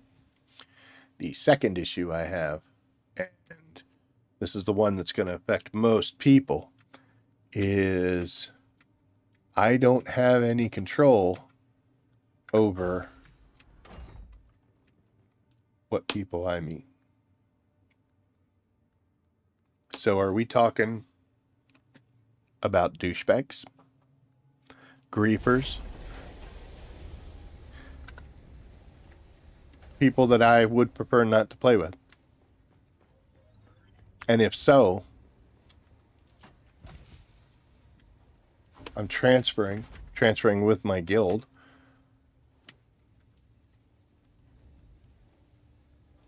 How do I get away from that? I'm not saying that I need to be able to send a list of people I don't like to Funcom and then they remove them from the game forever so that I don't have to play with them. No, I don't have the right to do that. But what I do have the right to is not to play this game with people I don't want to play it with. And server merging kind of takes some of that out of it for me, you know? 833, 880 wouldn't... Oh, what a bunch of crap. So unfortunately, we did not have enough water. It ran a little low. So we have 1, 2, 3, 4, almost 5 batches that are stalled until we get enough water. What to do? Well, you saw me put those 2 bodies in. So in 15 minutes, we're going to have some water. And in order to do a batch O spice, we need 75,000 water. I actually have, because I made a trip back to Haga Basin, so I went and had to get a bunch of water. And I refilled all of these and then dumped them into those tanks. I could go do that again. That's bringing water from Haga Basin into the deep desert where I can use it. And then over time, Haga will refill, and that takes some of the stress off of this. Another thing I can do, I have a base that's in the shoal area for jasmium. I have water there that I don't use. I can go take it from there and bring it over. So I don't technically have to wait just for those death stills, because the death stills are really only going to give me enough water to do 1 batch. I would most likely have to finish the game, turn it off, and wake up tomorrow morning for my, 5 wind traps on the roof to catch up. That's another issue with trying to do 5K of 2 tier 6 level materials. So I've got some thinking to do. But let me continue on with what I'm saying. I can block and ignore people if I don't like them. The way you really get on my nerves is by never shutting up. I can handle a lot, but if you just are incessant, and I'm not just talking that you talk a lot. Look at me. I'm sitting here yapping the whole time to you guys. But if you are just non-stop message, the chat is just, you look at the deep desert chat and it's 55% you. That just tears me up. Like, dude, I'm trying to play and I've got this thing flipping through here and you're speaking nonsense.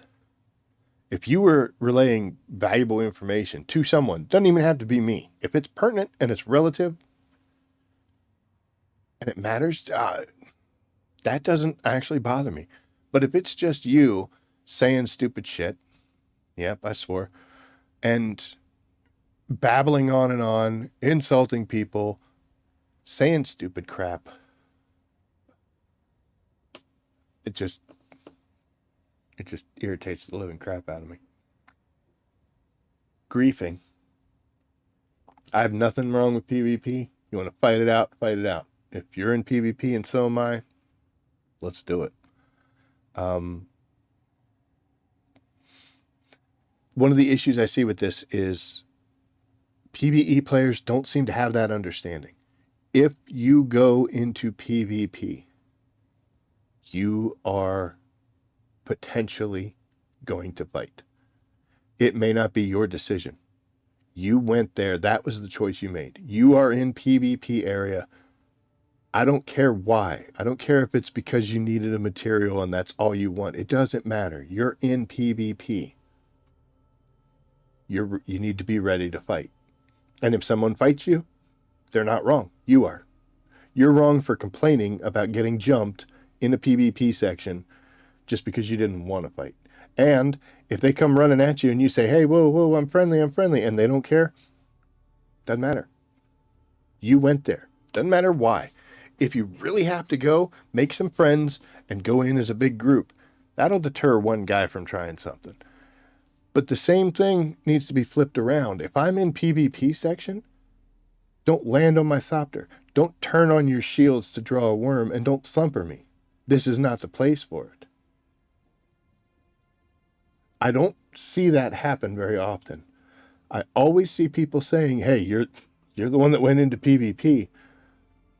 Well, I was in PvE, and this guy came and decided it was funny to mess with me. Those people, I don't want to be around. Just don't. And I don't want them in the game. Not because I have anything against them, but because their actions are going to interfere with the game population as a whole. They're going to do that to somebody, and somebody's going to be like, I'm not playing this stupid game. This is it. And they're gone. And that was a potential player that I could have played with. Or somebody that, if they were still playing, maybe my server wouldn't be on the cutting block, and I wouldn't have to move. So, those kind of people, if we start merging together, and let's say, the next great big update in Chapter 4 is supposed to be a revamp of PvP.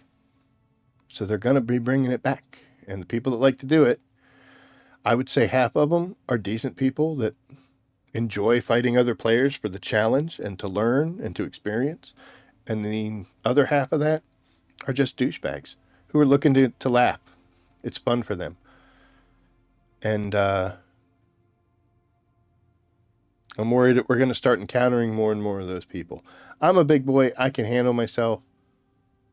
It's not going to cause me pain or suffering. But I think the potential damage to the straight PvE people who are maintaining their straight PvP or PvE status, I don't know. I watched a video from a guy. I don't want to say his channel name because I don't want to support him in any way, shape, or form. But he was talking about he didn't agree with the permanent bans that came out from the people that got banned, the 155, 157, something like that. People that got banned because they were raiding other players' bases. And his issue with it was that they didn't get a warning. He was like, they were banned permanently with no warning.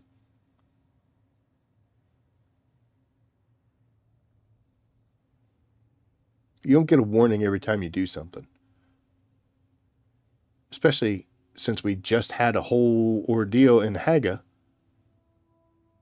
with being able to lure NPCs in and destroying people's consoles and taking all their stuff. They were very clear back then that Haga Basin's supposed to be safe. If someone runs out of power and their base collapses and you scavenge it,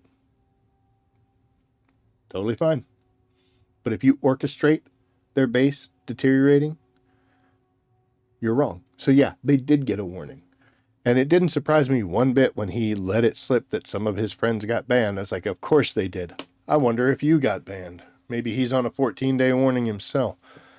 The fact that they finally did take some action against the player base who's doing terrible things is good. I have a weird feeling about banning players.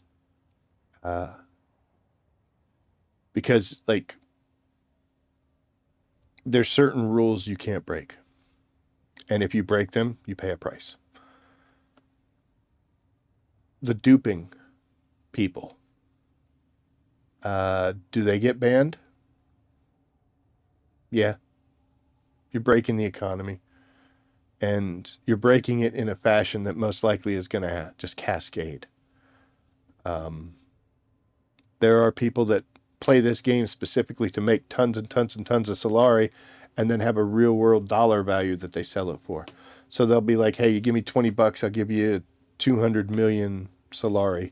And the way they do that is they go to the market and they put up something that's a stupid blueprint that nobody's going to want that normally would sell for 500, and they offer it for 200,000 or 200 million. And then the person that they made that deal with buys it. And now that money technically was legitimately transferred. I mean, you don't have to buy anything in the market. You get to set whatever price you want. If somebody's willing to pay the price you set, win. But then the issue is that person then would use that money that they got, and let's say they weren't doing that. They didn't do an outside purchase, which you're not supposed to do.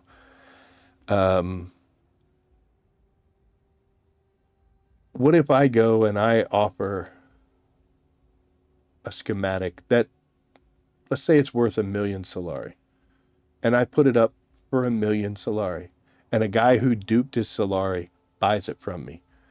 Do I get penalized? I did nothing wrong. I followed the rules. It just so happened that the faceless buyer, the person I don't see or communicate with in any way, shape, or form, used a duped money to buy my schematic. Do I get banned? No, I didn't do anything wrong. Did the guy who purchased it? That's up to them. Most games have something in their terms of service where if you give money to a third party for an advantage or for an item or something like that, they tend to get angry about that. So they do bad things, but that's up to them. That's not anything for me. So do I get a suspension? Do I get a ban if I broke no rules, just happened to get mixed up in a bad situation? No, I shouldn't. I have to trust the companies when they ban people that they're banning them for a serious offense. The guy's video I was talking about made another slip where he indicated that it seemed like the people that got banned were the ones who did multiple bases, which means some of his friends probably did it over and over and over again because it was funny and it made them laugh and they thought it was really funny and cool. And now they pay a price. They can't play the game anymore. There are people that I'm not going to miss. They're not going to miss. They're going to hurt my experience or other people's experience, which is going to take away from my experience as well. So, that. But as far as I know, there have only been 155 to 157 people banned from this game. And I think there's a lot of patterns of behavior out there that could warrant more. So my bigger question is, do they police the community to the point where there's a safe exchange? Can we condense ourselves together? I'm not saying we're all going to sit around in a circle and talk about how much we love each other and sing songs and run through the sand in our bare feet, but at least be able to get along. At least be able to operate in the same space without conflict. Unless we agree for conflict, at which point, let's do this. But I don't know. So performance, and are they policing the community enough that it's going to be okay? Those are my issues with server migration, and there's no reason not to think that I'm going to be part of it. I mean, I have a YouTube channel, so I would be able to contact them and tell them, hey, how about you save my server? And then they're going to respond with, I'm sorry, who are you? What? Maybe if I had like 1 million followers, I could save my server. Like and subscribe. Tell everyone you know. You know, I was just thinking in my head that you should get your family members to subscribe. Don't. I was thinking, yeah, you should get your family members to subscribe. And then it reminded me of something that I wanted to share with everybody. This is outside the game. But for those of you out there who have a wife or a girlfriend, I have something awesome to tell you. Today, I actually got home about 15 minutes before this stream started because we went out to eat. Not because we were celebrating or not even anything fancy, but Mrs. Rabbit said, man, I sure could go for Chick-fil-A. Chick-fil-A is about a half-hour drive for us. So that's where we were. Not because I wanted Chick-fil-A, but because she decided where she wanted to eat, and I didn't even have to ask her. We even went for ice cream afterwards. And I can tell she's not watching the stream because it's about a 20 to 25-second delay. So if that door doesn't open and I get yelled at, she's not watching.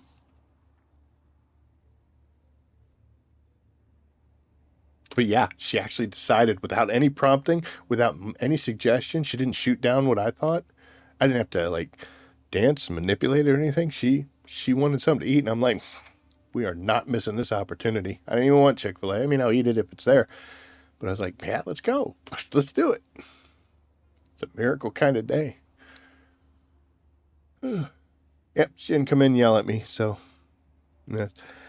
Seriously thinking about getting the game. Just an old man who sees the big Steam discount and wondering if I should try it. Tyler, let me explain it to you this way.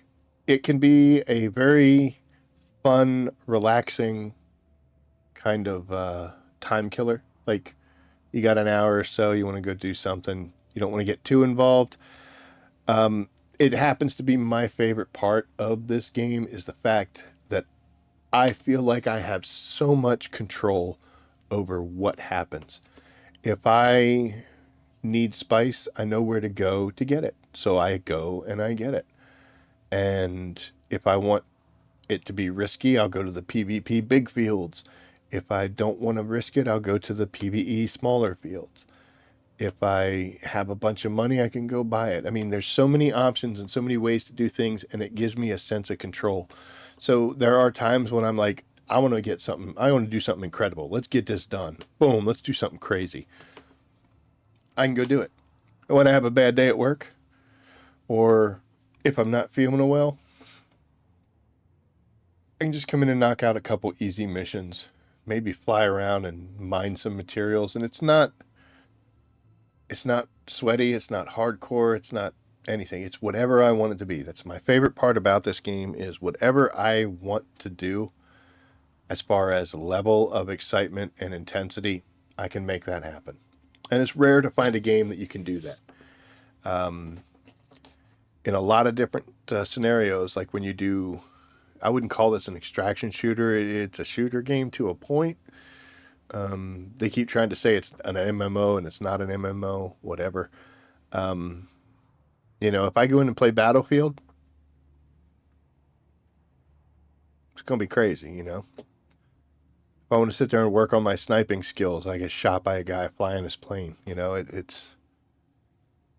can't do the things I want to do because I'm also have to be inside every other player that's playing the game. Okay, not a problem, Tyler, if I can help. That's what I really like. I'm a huge Dune fan. I always have been. I got books. Where is one? Yeah, I got old school books, audio books, movies. Even the 1984 one, we can talk about Kyle MacLachlan if we want to. There's a ladybug on my desk. What the hell? So I liked the theme, I guess you would say, with the source material. And, I mean, like almost everybody else, the chance to fly an ornithopter was just awesome. But that's what it's turned into for me. If I want to come in one night and just make my base look prettier, I can. If I want to do something else, I can. I can notice small things. Like I'm looking right now, and because of the type of person I am, it kind of bothers me that I'm just now noticing that this is not the same wall as what this would be. So I have violated my walls. But if I don't want to fix it, I don't have to. I'm going to probably, but is what it is. So it's that's what's throwing me off. Not really a Dune fan and uncomfortable about drinking blood. You don't have to. See, that's a great example. If you don't want to drink blood, you don't have to. You can pull it off of flowers. You can take it out of the air and the moisture. You don't ever have to kill people to take it if you don't want to. And if you do, they're just little digital people, so it's not the same. Yeah, you got it, Tyler. Anytime, man. So, yeah. Well, this machine is still running, dude. That's 600. We're only halfway through. Oy vey. Well, I'm getting a phone call. Turn that down for a second. We're going to put that here. So at least we got one row. And we're doing another. How much do I still have in here? 300. That'll fill that up. So we'll be at 3,000. How much can I make? I know I don't have the water for it. We already crossed the 2-hour mark. Look at me. I can make another 56.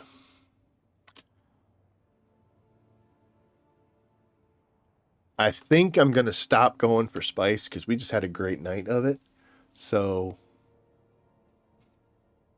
I think we'll be all right with spice. And we really didn't need it as much as we were acting.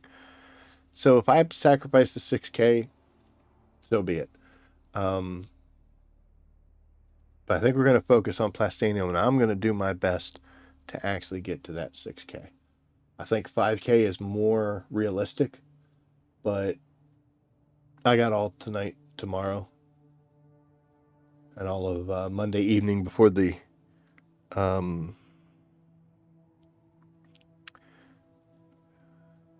until the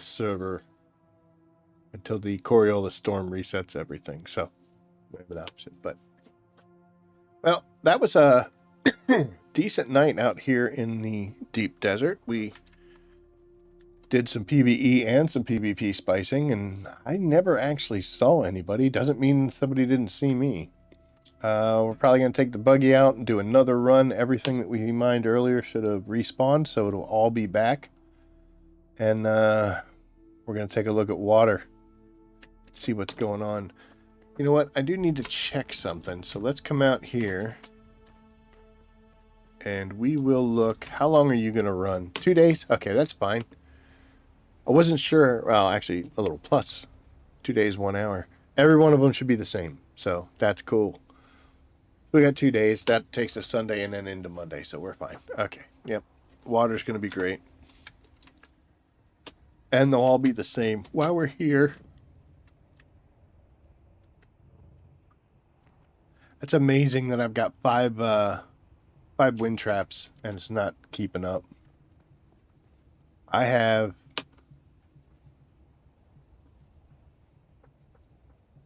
think I have 4. I think I have 4 wind traps at my Haga base.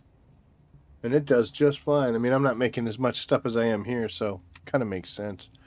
3 days and 19 hours. That's awesome, and they're all going to be the same.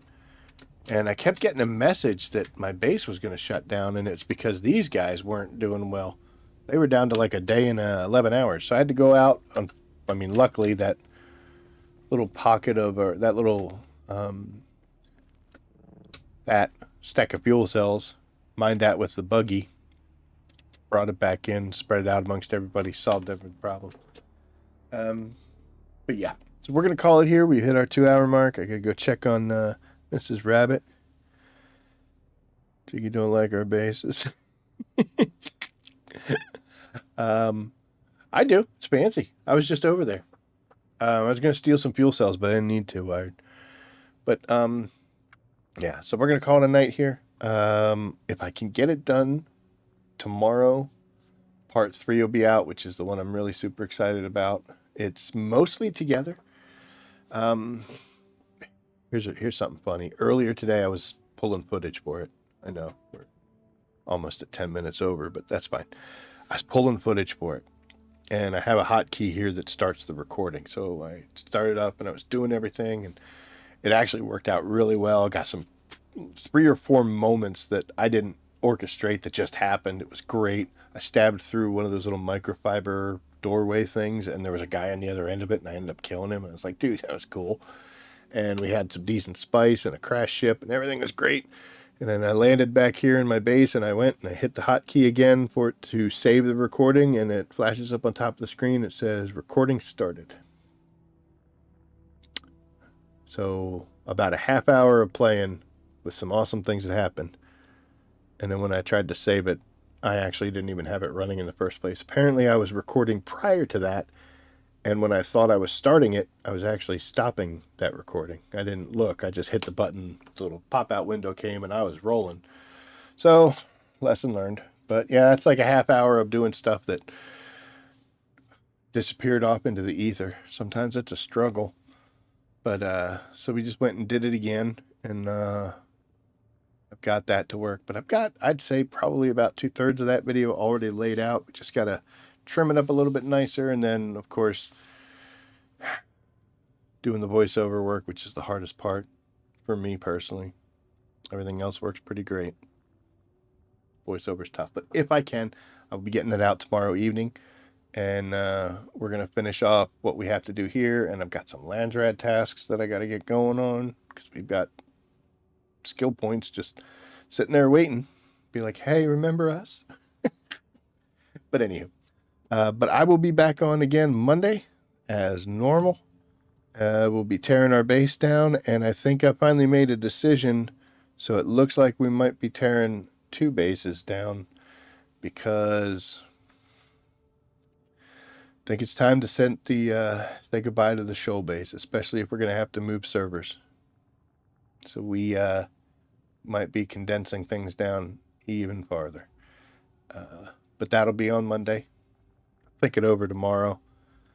But kind of leaning that way, which also means we'll have one last hurrah where we go and get as much jasmine as we think we're going to need. I already have a lot, but spice out there.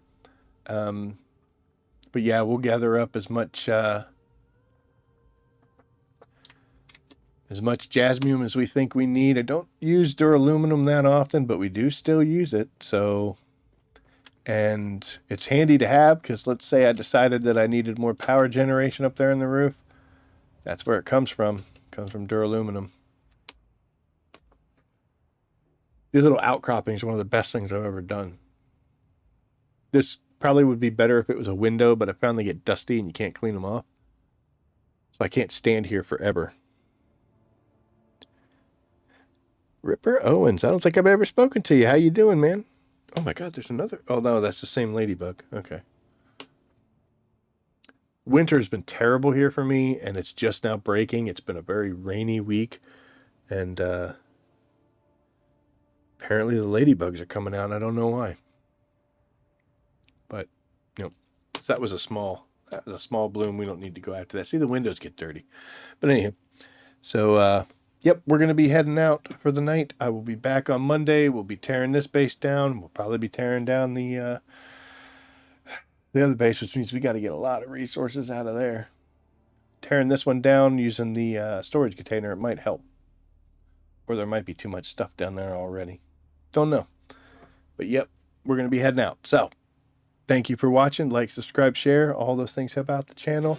Keep an eye out for some videos. Hit the notification bell and you'll be notified when things happen. And with that, we're going to call it a night. So, as always, I will see you out there. Take care.